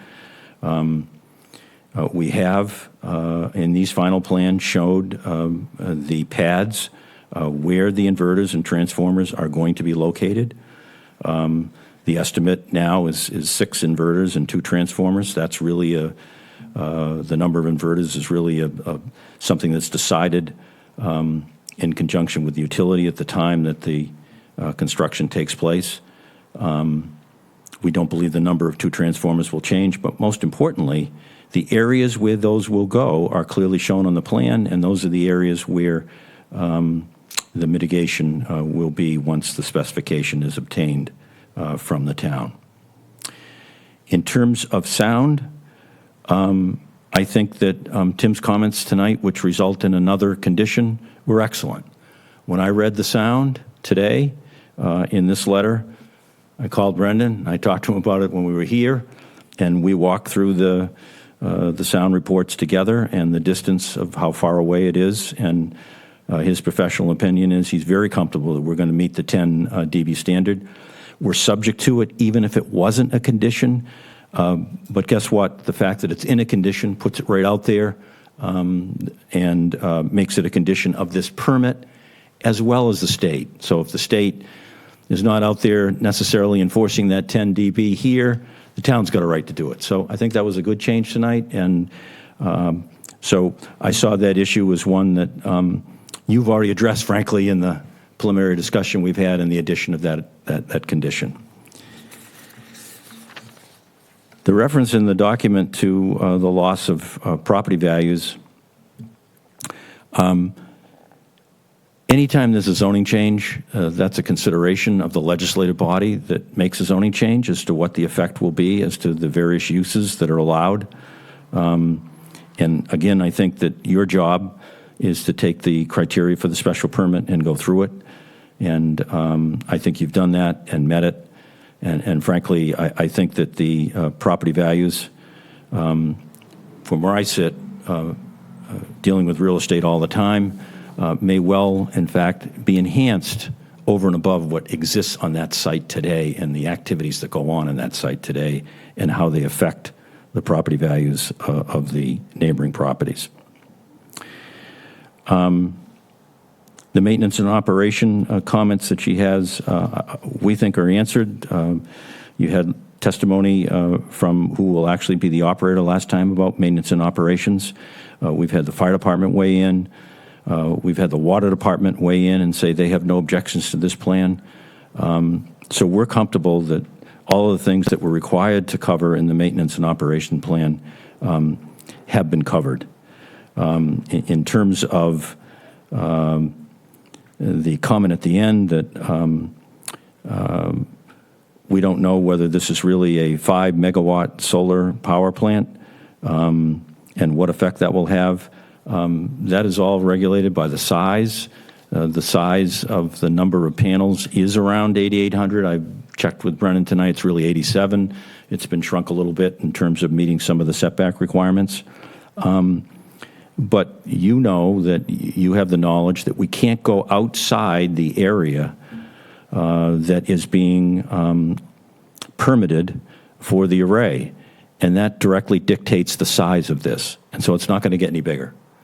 And your conditions, I think, are very clear that the area outside that security fence, the only thing that can go on there, because the fire access road will be inside the security fence, are the berms and the landscaping, and those are subject to long-term commitments with financial bonds to keep them up. So I think in that, from that perspective, you've done your job. Happy to take further questions, but that would be our response to public comment, including the abutter Salas objection. Excellent. Let's go to the board for questions, comments. Mary? Just a couple of things, Attorney Ford. Just to answer some of the questions that were raised, I think tonight and in the last few meetings is the fencing, the removal of the current barbed wire and snow fence. What will happen with that? That's already there? You know, let me just check with Brendan and see what. Yeah.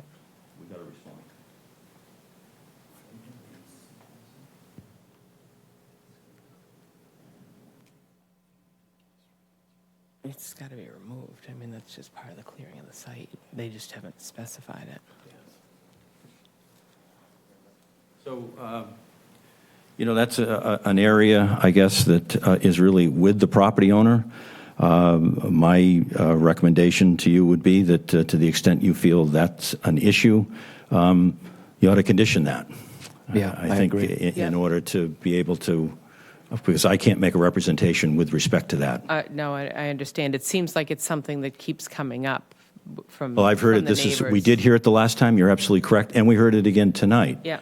I think clearly a property owner has a right to have some fence around their perimeter, so that, But you know. this seems to be, it's not, it doesn't seem to be the neighbors' barbed wire and snow fencing. It's the current owner. Yes. No, I'm not suggesting it's the neighbors. Yeah, No, I didn't mean to suggest that. What I'm saying is that clearly any property owner has a right to have some sort of perimeter fencing. So I don't think you can necessarily prohibit that. Right. But if you find existing fencing is unsafe for some reason or whether, I think it's clearly within the board's authority to condition that.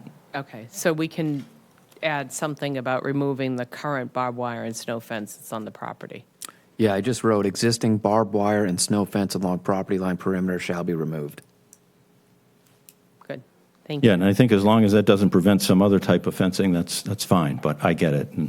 But I think that's what you need to do in this case. And I felt like we talked about this before, but the time of construction? Yeah, that's all in your conditions. Yeah. We just do have to that. verify. It's 8 There to was- 4. there was and operations 8 to 4, and then was on 8 to Saturday, 4. it's 9 to 4. Right. I just wanted to make sure that that was in there. Because It it is. says the hours of operations for any construction or staging activities on site shall be Monday through Friday, 8 to 4. Just to clarify with the general public as well. Yes, and Saturday was 9 to 4 in your condition.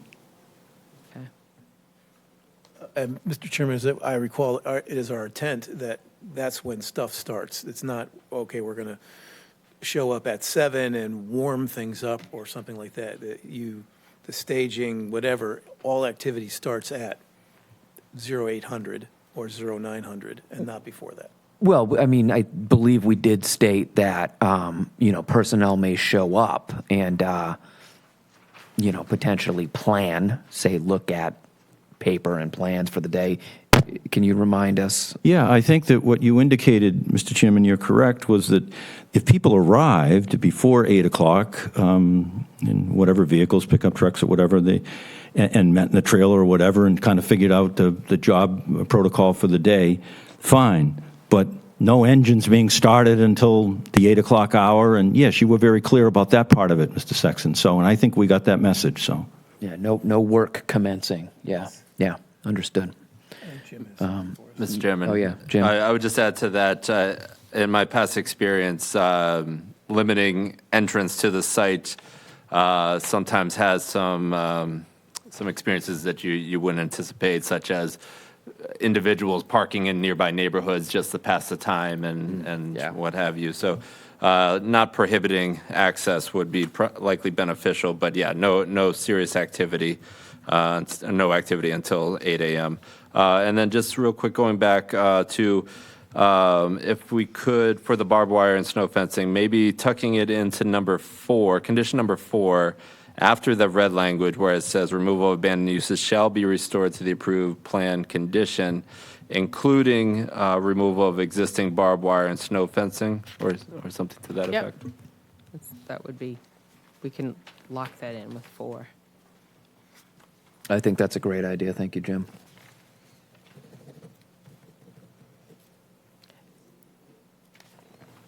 And then I just had one more. Yes, go ahead, Mary. Yes. Just with regards, because it came up a couple of times, and it came up again today, was the least disruptive method of construction. We had talked about this before, whether it was pile driving or drilling, and I don't know what the plan is right now.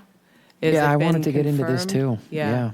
I don't know if that's been confirmed, or can it be confirmed today? I was going to say the same thing. I mean, would it be possible for us to just simply state that the pile driving method shall not be used? Is that possible? Seems And to be. can you speak to that? You got to be careful around some of those terms there because a screw pile is still a pile driving versus a driven pile. Yeah. Okay, understood. Additionally, we would need to get geotech out there to come up with a plan of what options we had for the piers before we could say something was, not doable or take that off the table. I worried about that. But Mary, I mean, a minute ago you said, where possible, the least disruptive Right. method shall be used. Could that be put in there? Well, I don't know, possible is a term I'm comfortable with, but, I'm not a lawyer. Help me out here. I'm sorry? Least disruptive method of construction. yeah, that's viable, the least viable disruptive Right. method, I mean, yeah. obviously, it's not a method if it's not Yeah, viable. Right, well, you're correct, but I mean, I just, I think you got Brendan squirming, though, about having his options limited. yeah, well, see, we haven't done that review yet, so, Geotech yet, Right. which is reasonable. But if in fact, when you do your geotech and you have 3 or 4 options, you can choose the least disruptive. Correct, that's a possibility. I feel more comfortable if it was something that wasn't, an option to review it as part of the building permit or something along those lines. Not a lawyer, so I don't want to put any exact language, but just something that doesn't lock us into anything until we have more information out there. Understandable. Yeah. Sorry. Yeah, just step to the mic. Disruptive how, I guess, what it, Noise. noise? Okay. I mean, because. Vibration. Sure, I mean, but even, so, we can go and we'll consider it, but, I mean, even the screws, you have like, machinery that installs them as well, so it's Right. not like, I mean, it is construction, right? Right, So, right. I think Mary and myself were both thinking particularly about that bang that comes with pile Right. driving. I mean, that just goes right through you, so. Jim, do you have an existing condition that kind of a non-binding statement could be added? Or would we consider a new condition number 31? I think there was like a site plan review or a pre-con meeting, I think, maybe somewhere around there. Pre-con meeting. Actually, yeah, that's a good point, Tim. Yeah, Is that 16? We could certainly add it to number 6 for a pre-construction meeting at that time. The Yeah, applicant can We could provide the options with respect to pile driving and review those so that you can see So how we reach the conclusion applicant as will to what we're provide, proposing. applicant will provide all driving options, all pile driving, Yeah, foundation installation. all foundation installation options in the least disruptive option will be favored. Least disruptive least disruptive in terms of noise, maybe. So we specify noise. there's also limits on noise, right? Say that again. There's limits on, sorry. But one of the conditions has limits to the noise, though. So we've got a limit, but then. I think that's. Those are for operating operations. noise That's conditions. not They're not during construction noise conditions. It's operations, Yeah. DEPs. That's operational. I would just note that I've had the pleasure of experiencing both the screw and the pile driver. And, You're a lucky Which guy, one was right? more pleasurable? oh, man, I guess getting screwed. God. So Karen made me say that. She gave me that. I added to condition number 6, the applicant will provide all foundation installation options and the least disruptive in terms of noise will be used. So that's going in number 6, Mr. Chairman? Yes, sir. Thank you. Okay. Mary, that was great. Thank you. Go ahead. One more, Yeah, one more question. please. Just from the beginning of when you start work there to when you think it'll be completed, how long do you think that's going to take? And I know I'm not holding you to this, but just generally so people can understand how long this is going to be taking. So it'll take between 6 and 8 months to get to mechanical completion, which is basically everything is ready to go except it isn't turned on yet. To go from mechanical completion to commercial operation requires coordination with the utility that, can sometimes go quickly, it sometimes could not go quickly. But that work is generally less labor intensive and less disruptive. It's mostly line work, setting poles, things like that. There is real heavy Right. equipment required to complete that. So that's from the beginning of any clear cutting to Yeah, full so installation. clear cutting to basically the array Cuts and looks fills. Up and- as yeah, it it's sh- just as not it will. It connected. just may or may not be connected is about 6 to 8 months. Okay, that's helpful, thank you. Thank you, Mary. Appreciate that. And Ray, anything at this juncture? I don't think so, Mr. Chairman. And Bob? I'm set, thanks. And Tim? I'm all set with time at this time, thank you. So with that, I think it's appropriate at this time to seek a motion to close the public hearing unless anyone disagrees. I have one quick question. Yeah, go ahead. And it was brought up by. Why don't you just, step up to the microphone. Mr. Ford brought up emergency response. And since we're so close to the situation, what do we do if something arises? Do we just call the police like we have in the past? Do we have a complaint department or an emergency response? What do we do? Jim, go ahead. Yeah, so those are, I think, two separate. They kind of are two separate. Yeah, two separate things. For your response, absolutely. I think if the police chief was here, he would say, call the police. No one else should be responding to, an emergency, or call the fire department. No one else should be responding to it. In terms of emergency response manual, the condition here is essentially, if this were to move forward, that the site operator is to work with the fire chief, the police chief, and the building commissioner to define proper steps that they want to see done. And that manual essentially is on-site, at ComFire, at Barnstable Police, and with the building commissioner as well as the planning office, for proper protocols for every kind of response necessary. And if there's a complaint because of something happening So there's 30 that and there's 4. this panel doesn't see at this point in time, you've covered Just a lot of speak bases. right into the mic. Oh, Sorry. I'm sorry. Yeah. You've covered a lot of bases, timing, everything. But if something arises that we want to complain about, that's happening, that shouldn't be happening, according to all your steps through 30, is there someone that we can call besides the police that's non-emergency? I believe it would be the building department. Right, so in terms of development permits, the building department is Building the department. enforcement officer of zoning. And certainly, there are some other aspects in this decision where other parties such as Board of Health or planning play a role, but Okay. ultimately for zoning, the building commissioner is the enforcement officer. Thank you very much. Thank you. I appreciate that. Excellent. I think appropriate to close the public hearing. Mary? Motion to close the public hearing? And a second? Second. Thank you, Ray. All those in favor? Mary? Aye. Ray? Aye. Bob? Aye. Tim? Aye. And myself, Steve Robichaud, votes aye. The public hearing is closed. And at this time, the board will deliberate, and which will end up in a motion. I don't have anything else to kind of add or go through. I think, why don't I just recap kind of where Ray and I are at this point. So what we're looking to do is Ray will be offering a motion to approve with conditions. We have 4 conditions that we're going to note are amended this evening. That's number 4. Number 4 is amended because we're going to add the removal of the barbed wire and the snow fencing.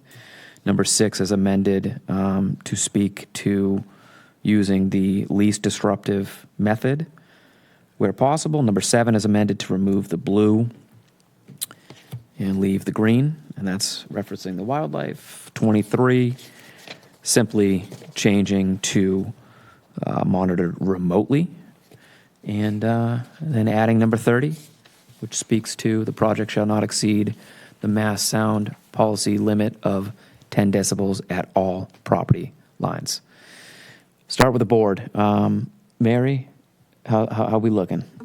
I'm all set. I've got all of my questions answered. I feel Great. like we've done as much as we can, considering the zoning that's already been established. So Well said. I'm good for right now. Okay, and you're all good with those amendments that Ray will be? Yes, Okay. yes, thank you. Right, Ray? Thank you, Mr. Chairman, and I just want to say, this has been really difficult, and I think every single person here has really had spent some sleepless nights going over this. The bottom line is that I feel for the people that will be living there. I also appreciate the efforts made by TGA and their associates to try to make it as livable as possible. I would note that we have been handicapped, if we were of a mind to deny this, that there are statutory obstacles that are very difficult, and for whatever reason, up to this point, no one has really, no court has defined what the community health, safety, and welfare is. And I think also the zoning decision also led to that. So again, I said it earlier, I'll say it again. We're trying to get it as right as we can, and I appreciate Mr. Ford, Brendan, all you folks to try to get it as right as we possibly can. Yeah, well said, Ray. I really appreciate those comments.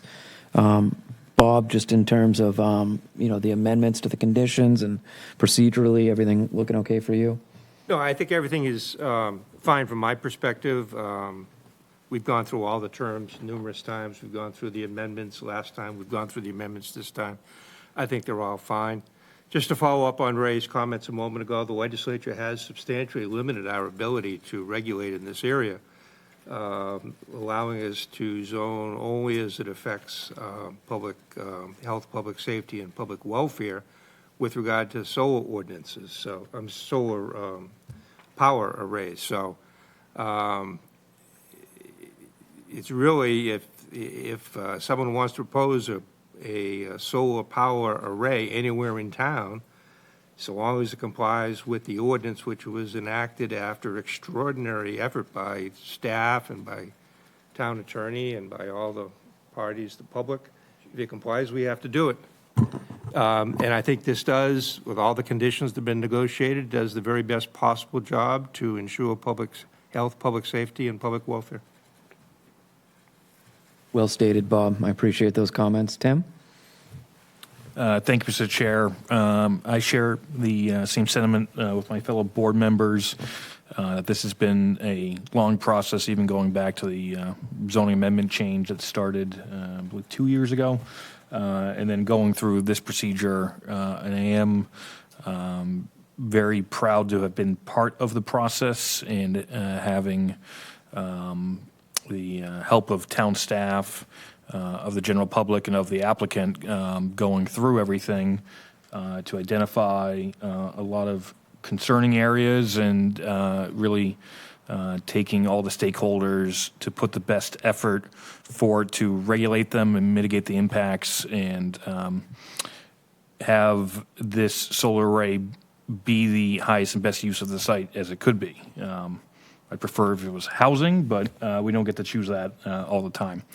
And to Bob's point, we do not have the discretionary ability of this board to turn down this project. So I think we've worked very hard to regulate it and make it the best project it can be for this area. I don't see any concerns with this project that are unique and indifferent to this particular project and not of the solar arrangement or a solar array as a whole. And I think all the conditions and findings have been very well combed through by everyone involved, and I'm happy to move on with the project. Great. Thank you, Tim. Appreciate that. All I wanted to say was, for me, it's nice to see so much public involvement. I'm also happy that a lot of that public comments have been put into these conditions. We're not always able to do that, and it's nice that that was able to be done with this. And I also just wanted to commend, as Ray and others have said, TGA Solar. This, I think, is a shining example of mediation, negotiation, and a willingness to come to the table and work something out. So it's very much appreciated, and commend my fellow board members. We put a lot of effort into this one, so I think we can be proud of the result. Jim, before we put a motion on the table, is there anything you'd like to add? Nope, nothing further.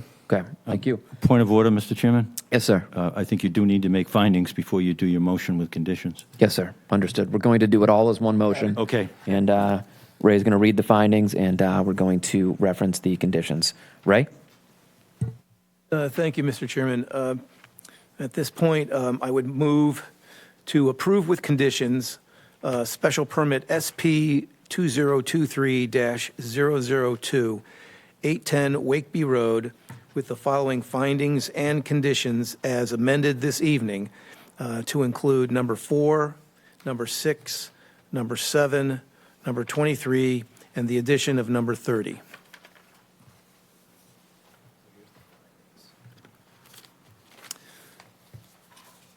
The draft findings are as follows. The property location is 810 Wakeby Road, Marston's Mills. 810 Wakeby Road, Marston's Mills is shown on Assessor's Map 013, parcels 004, 005, and 052 in the Residence FRF, Residence Protection Overlay District, Groundwater Protection Overlay District, GP, Ground-Mounted Solar Photovoltaic Overlay District. 2, the applicant, TJA Clean Energy, and owner, Wakeby Road Realty Incorporated, seek to construct a large ground-mounted solar photovoltaic installation located in an underlying residential district at 810 Wakeby Road, Marston's Mills. In accordance with the Town of Barnstable zoning ordinance 240-44.2, ground-mounted solar photovoltaic overlay district, the proposed use at this location requires a special permit from the planning board. 3, that the applicant has requested a change of use determination from the Cape Cod Commission, and it has determined by the Cape Cod Commission that a solar photovoltaic installation is not a change of use and therefore does not require a development of regional impact review. 4, that the Zoning Board of Appeals granted the applicant a modification permit pursuant to 240-8A.3B, allowing relief from the setback requirements of the ground-mounted solar photovoltaic overlay district as demonstrated on the plan last revised June 9th, 2023. 5, the applicant has requested the review of the proposed project by the Federal Aviation Administration, and it has been determined that the project as proposed is not a hazard to air navigation. 6, the applicant has not proposed batteries or battery energy storage systems for this site, which is in compliance with the Town of Barnstable zoning ordinance 240-44.2 ground-mounted solar photovoltaic overlay district, which states that batteries and battery energy storage systems are prohibited. 7, that a full disclosure of all hazardous products as defined by the Massachusetts Department of Environmental Protection pursuant to 310 CMR 30.000 proposed to be used at any time at a project site has been provided in writing to the board. The use of hazardous products shall be further conditioned below.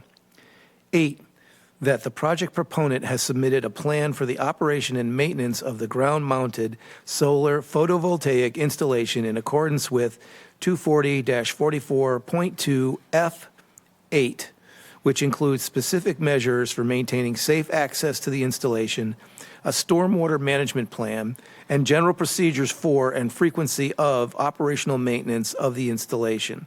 Said operation and maintenance plan has been reviewed by application departments, and the board has determined that the submission meets 240-44.2 F8.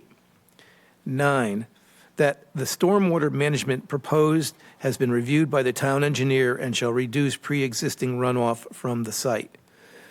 10, after an evaluation of all the evidence presented, the proposal fulfills the spirit and intent of the zoning ordinance and would not represent a substantial detriment to the public good or the neighborhood affected. 11, a site plan has been reviewed and approved by the Site Plan Review Committee.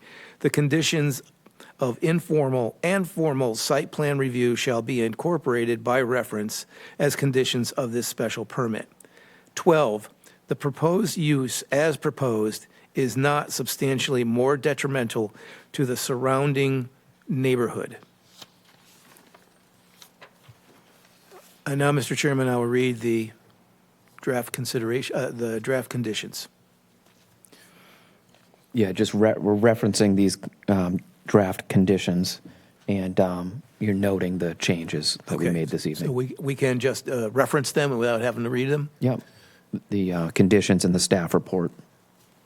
I'm grateful for the chair's beneficence.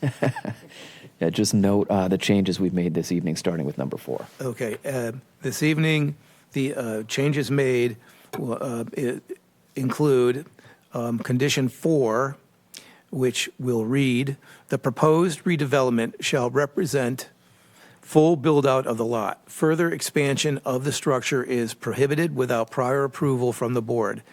Given the size and coverage of the proposed use on the site, all other uses currently enjoyed on the site shall be abandoned.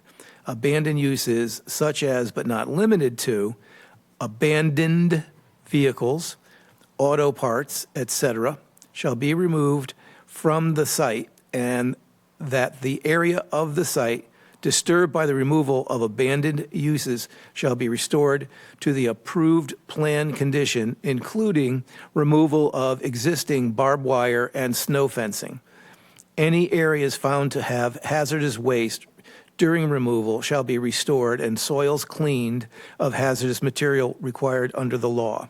The property owner shall deliver to the town prior to certificate of occupancy an executed agreement suitable for recording and in a form satisfactory to the town attorney, which permanently and irrevocably surrenders any and all prior uses and permits for the site, except those permits that have been issued for the ground-mounted photovoltaic installation authorized by this special permit, and any future use of the property authorized under the applicable provisions of the Barnstable zoning ordinance."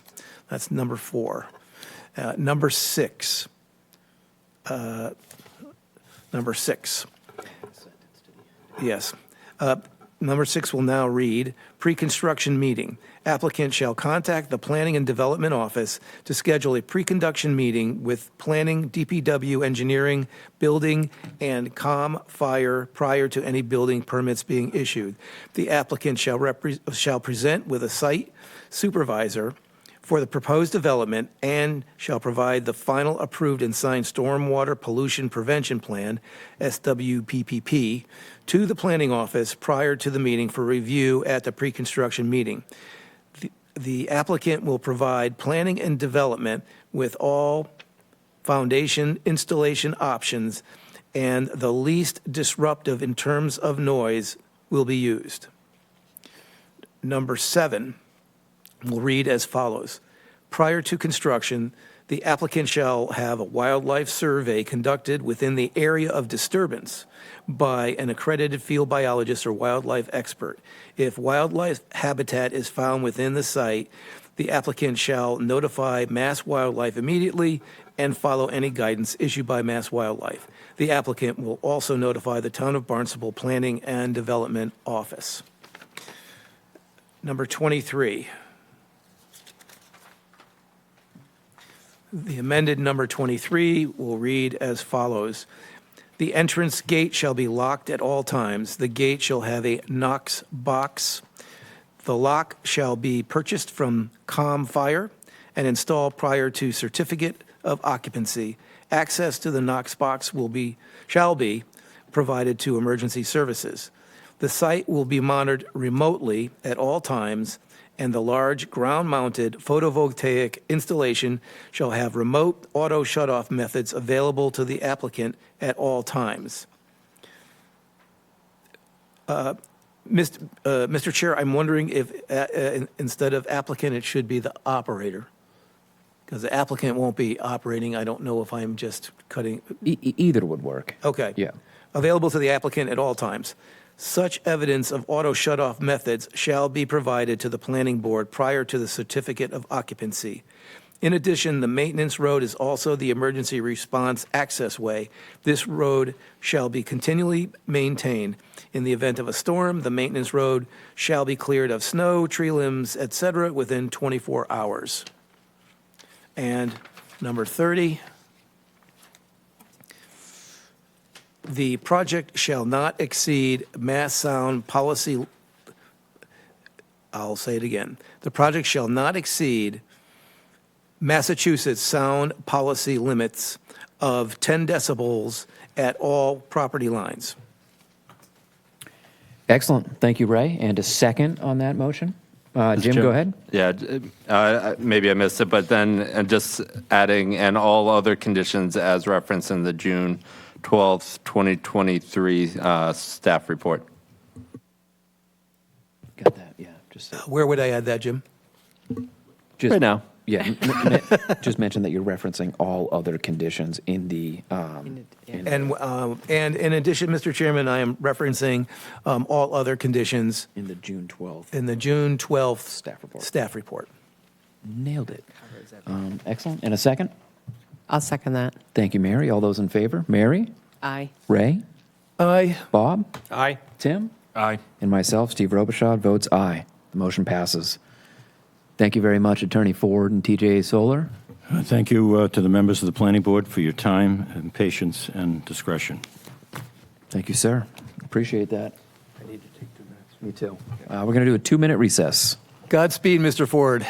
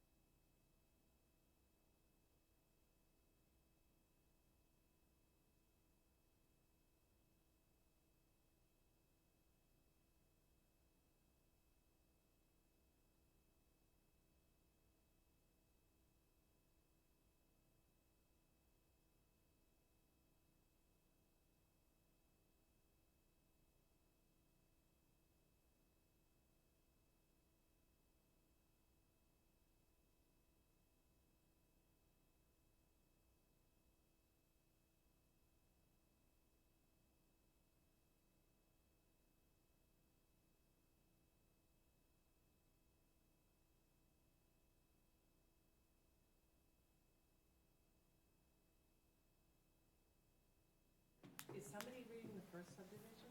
Yeah, I'm doing first subdivision. Tim's doing the subdivision, you're doing Motors Park. Yeah. Sorry, let me know when I'm ready. Yeah, you're done. Okay, next item on the agenda is a subdivision, and Tim, if you could read this one. Thank you, Mr. Chair.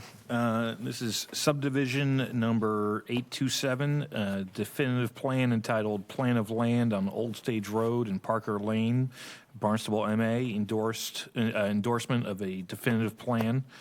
This is not a public hearing, does not need to be voted open or closed. Jim, could you give us a quick overview of this item? Absolutely. So I know we don't do a lot of subdivisions recently. So this is the next step in any definitive subdivision plan. So as you recall, this was approved some time ago. No appeals were made. And following that, the applicant has proceeded with condition 2 of the decision that requires a development agreement, a covenant for the lots, road maintenance and repairs Form S, and a declaration of trust for the homeowner association to be provided. The applicant has provided those along with a check for $1,000 to be held until such time as all those documents as well as this plan gets recorded. So now before you is the definitive subdivision plan. Simply for endorsement, the applicant will then take that endorsed plan and get it recorded with the Registry of Deeds, provide a copy back to us, a proof of recording.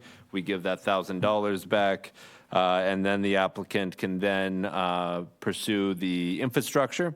And once the infrastructure is done according with the plan, he will then come back to you as the board to release the lots from covenant and be able to then pull building permits for those lots. So today is just endorsing the plan so the applicant can begin to proceed with the subdivision. Excellent, fantastic, appreciate that. And let's go around the board real quick for questions, comments. Mary? All set, thanks. Ray? Jim, this is the one where the plan now that's being submitted, it has underground electrical? That's right. As opposed to The the- modification was not recommended to move forward, so the applicant stayed with the original approved plan. Okay, thank you. I'm all. Thank you, Ray. And Bob? I'm good, thanks. Tim? I'm good. Ray stole for me. There you go. That was Okay. my question, too. Yeah. Excellent. At this time, we'd look for a motion. I would like to make a motion to endorse the plan entitled Definitive Subdivision Plan of Land on Old Stage Road and Parker Lane in Barnstable, Massachusetts, prepared for William Egan by Gallagher Engineering, last revised February 25th, 2023. Excellent. And a second? This is Mary, I'll second that. Thank you, Mary. All those in favor? Matt? I'll abstain. All right. Mary? In favor. And Ray? Aye. Bob? Aye. Tim? Aye. And myself, Steve Robichaud, votes aye. The motion passes. Next up, Mary, if you could, Mothers Park Road. It's the first of 2 Mothers Park Road, Centerville. This is the endorsement of the roadway discontinuance plan dated April 15th, and this is not a public hearing. Excellent. Thank you, Mary. And Jim, quick overview. Yep. So this is returning to the planning board. If you may recall, a few months back, the town brought forward a request for a recommendation of roadway discontinuance and taking of a portion of land known as Mothers Park. That recommendation went forward to town council. Town council then approved both the discontinuance and taking. So now it's back to this board for, again, endorsement of plans so it can be recorded. Questions, comments for Jim? Mary? All set, thank you. Ray? I'm good. Bob? I'm good, thanks. Tim? I'm good. Thank you. Excellent. Look for a motion. I'll make a motion to endorse the plan entitled Roadway Discontinuance Plan, Mothers Park Road, prepared for the town of Barnstable by the town of Barnstable, dated April 15th, 2023. Thank you, Mary. And a second? I'll second. Thank you, Bob. All those in favor? Matt? I'll abstain. All right. Mary? In favor? Ray? Aye.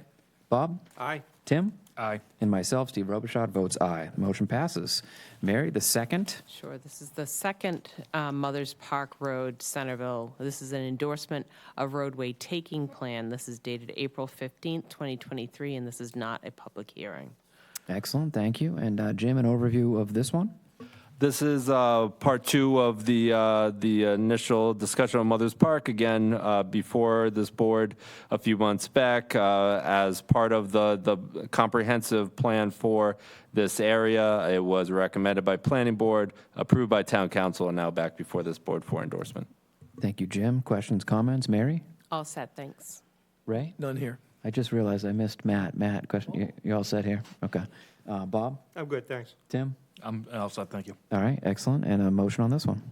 Make a motion to endorse the plan entitled Roadway Taking Mothers Park Road, prepared for Town of Barnstable by the Town of Barnstable, dated April 15th, 2023. Excellent. And a second? I'll second. Thank you, Tim. All those in favor? Matt? I'll abstain. Mary? Aye. Ray? Aye. Bob? Aye. Tim? Aye. And Steve Robichaud votes aye. Motion passes. We will get an update from Kate next meeting on the LCP. And Jim, how long is your Great Streets presentation? It can be as long as short you like it. How do we say 4 minutes? I might be able to do 4. Let's see. It's all right if it takes a little longer. We're actually doing pretty We're good going to put here. you on the clock, Jim.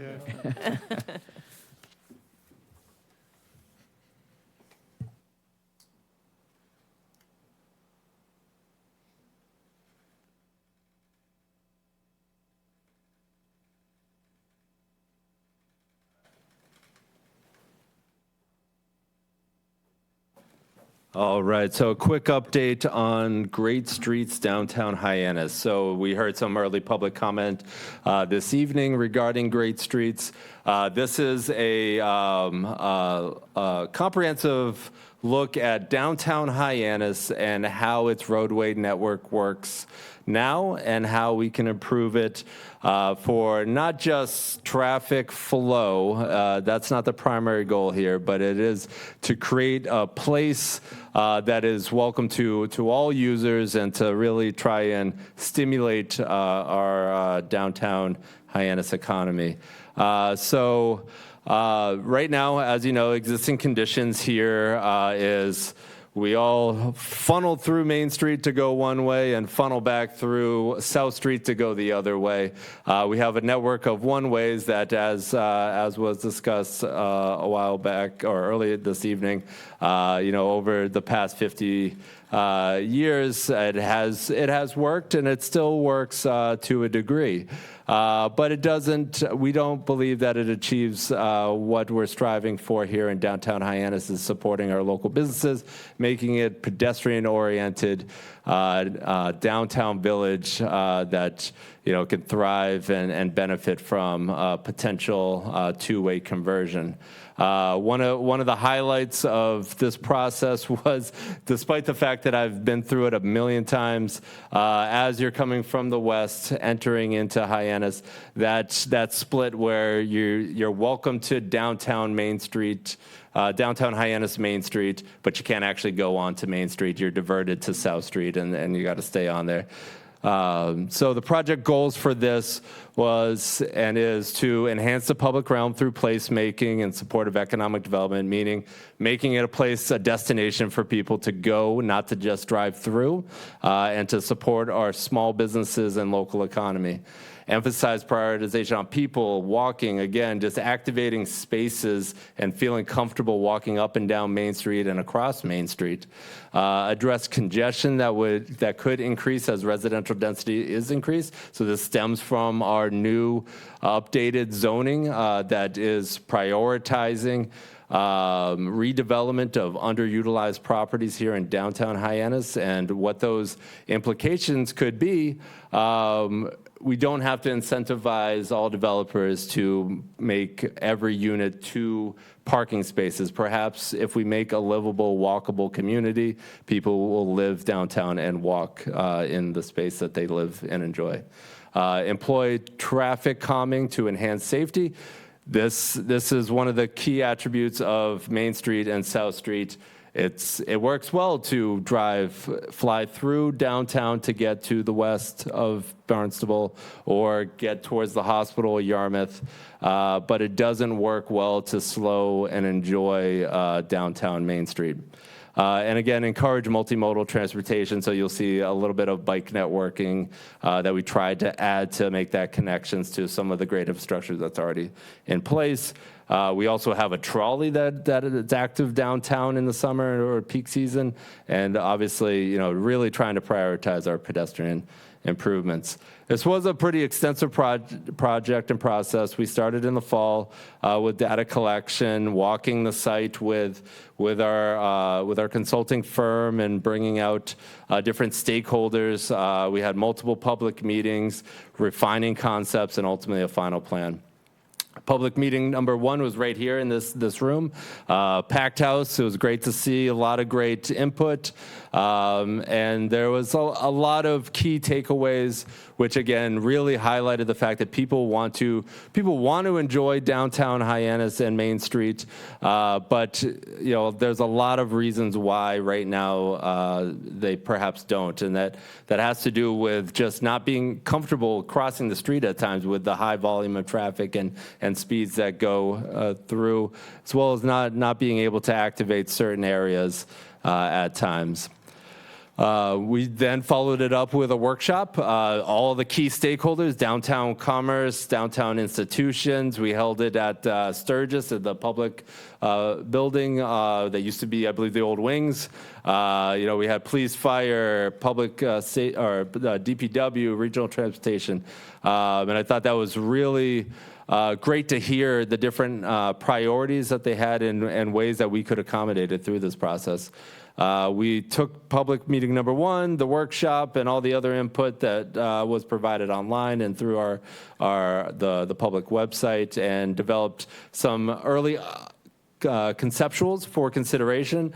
And we met at the high school. We needed a larger venue because we knew this one wouldn't quite fit the interest. And so we were at the high school and had a lot of great input there as well.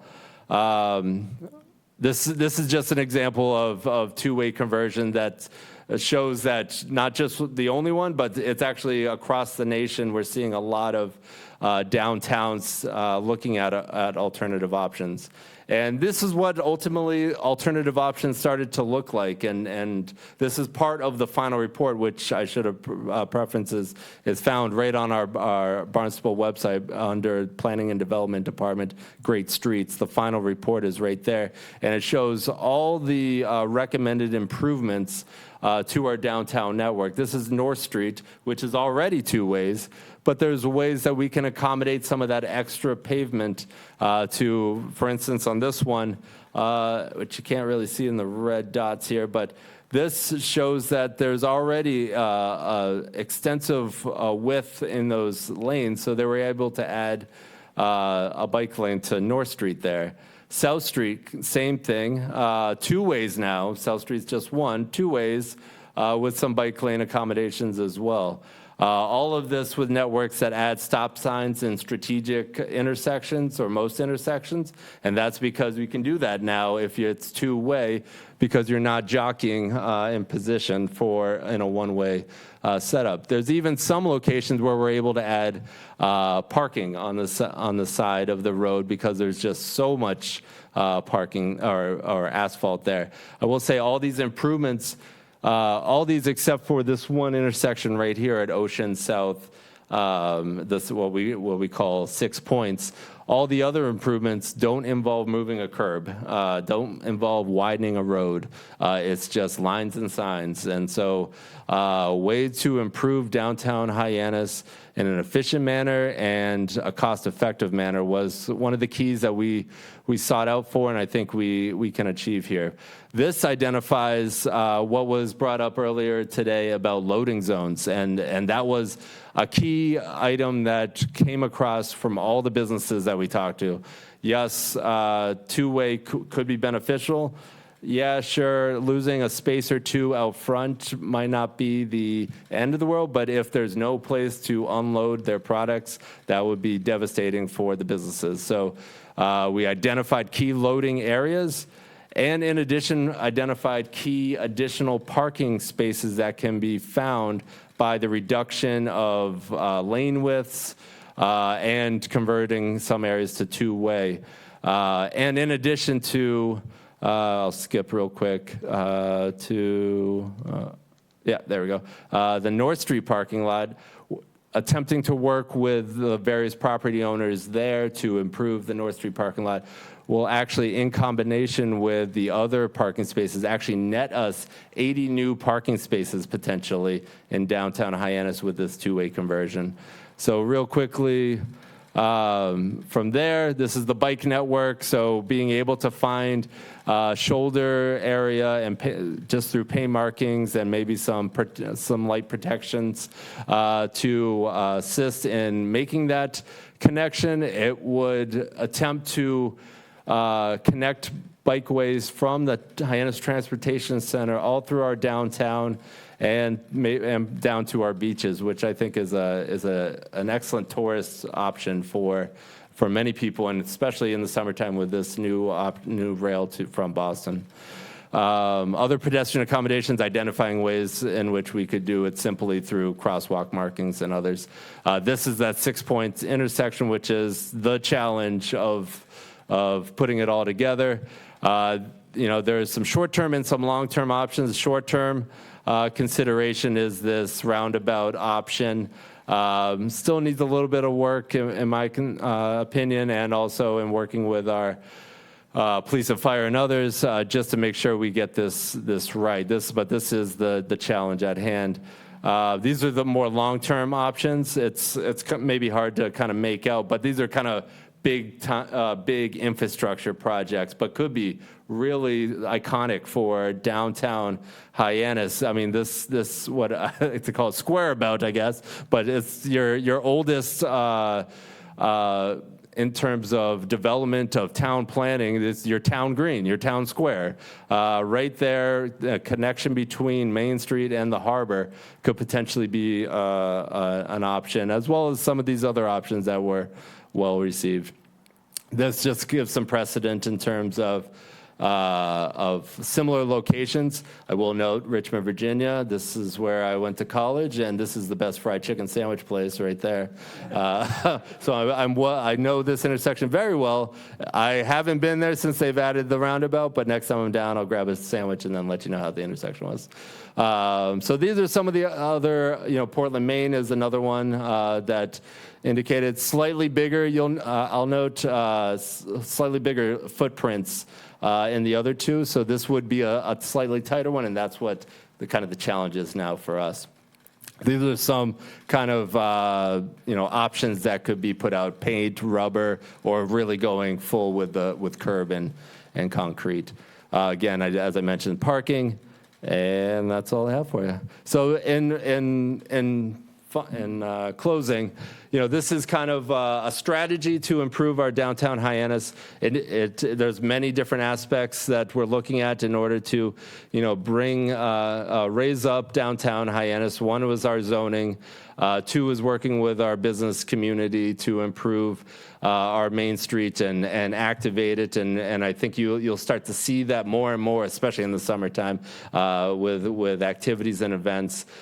Three is parking, and that North Street parking lot, our gateway to downtown, is vital and an important project for us.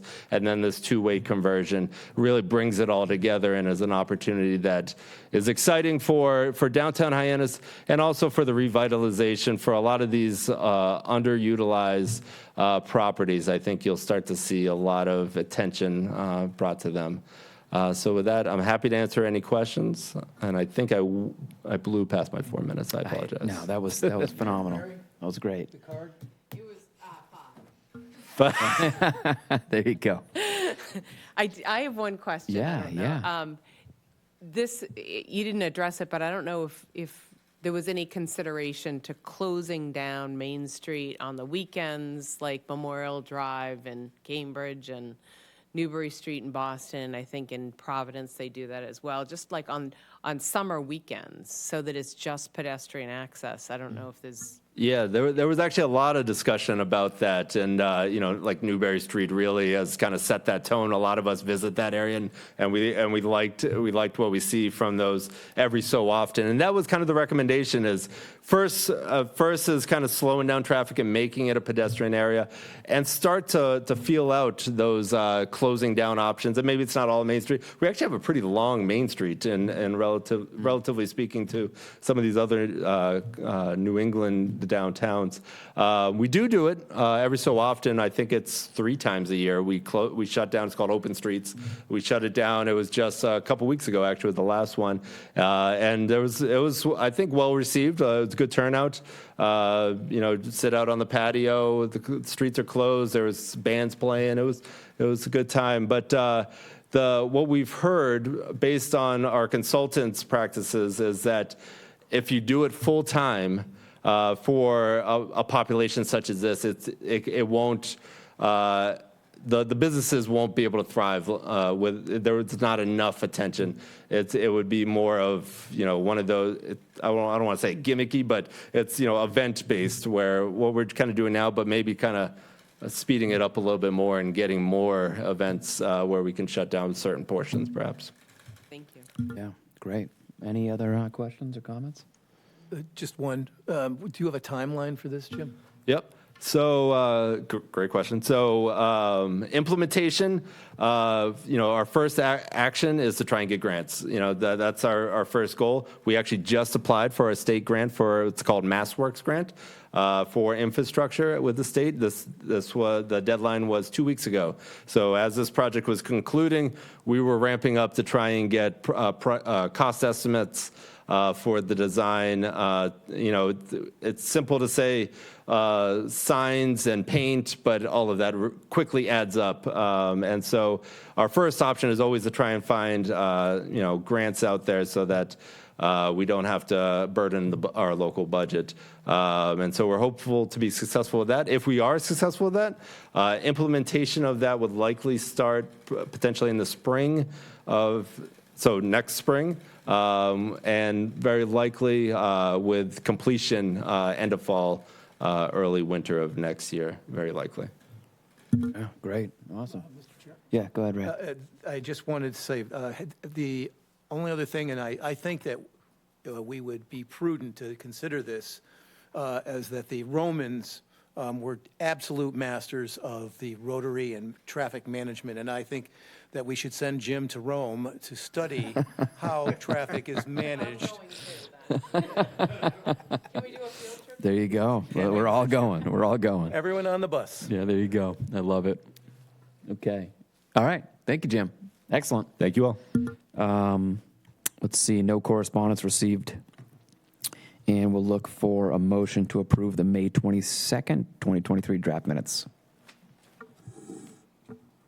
I'll make a motion to approve the minutes from May 22nd, 2023. Thank you, Mary. In a second. I'll second. Thank you, Tim. All those in favor? Mary? Aye. Bob?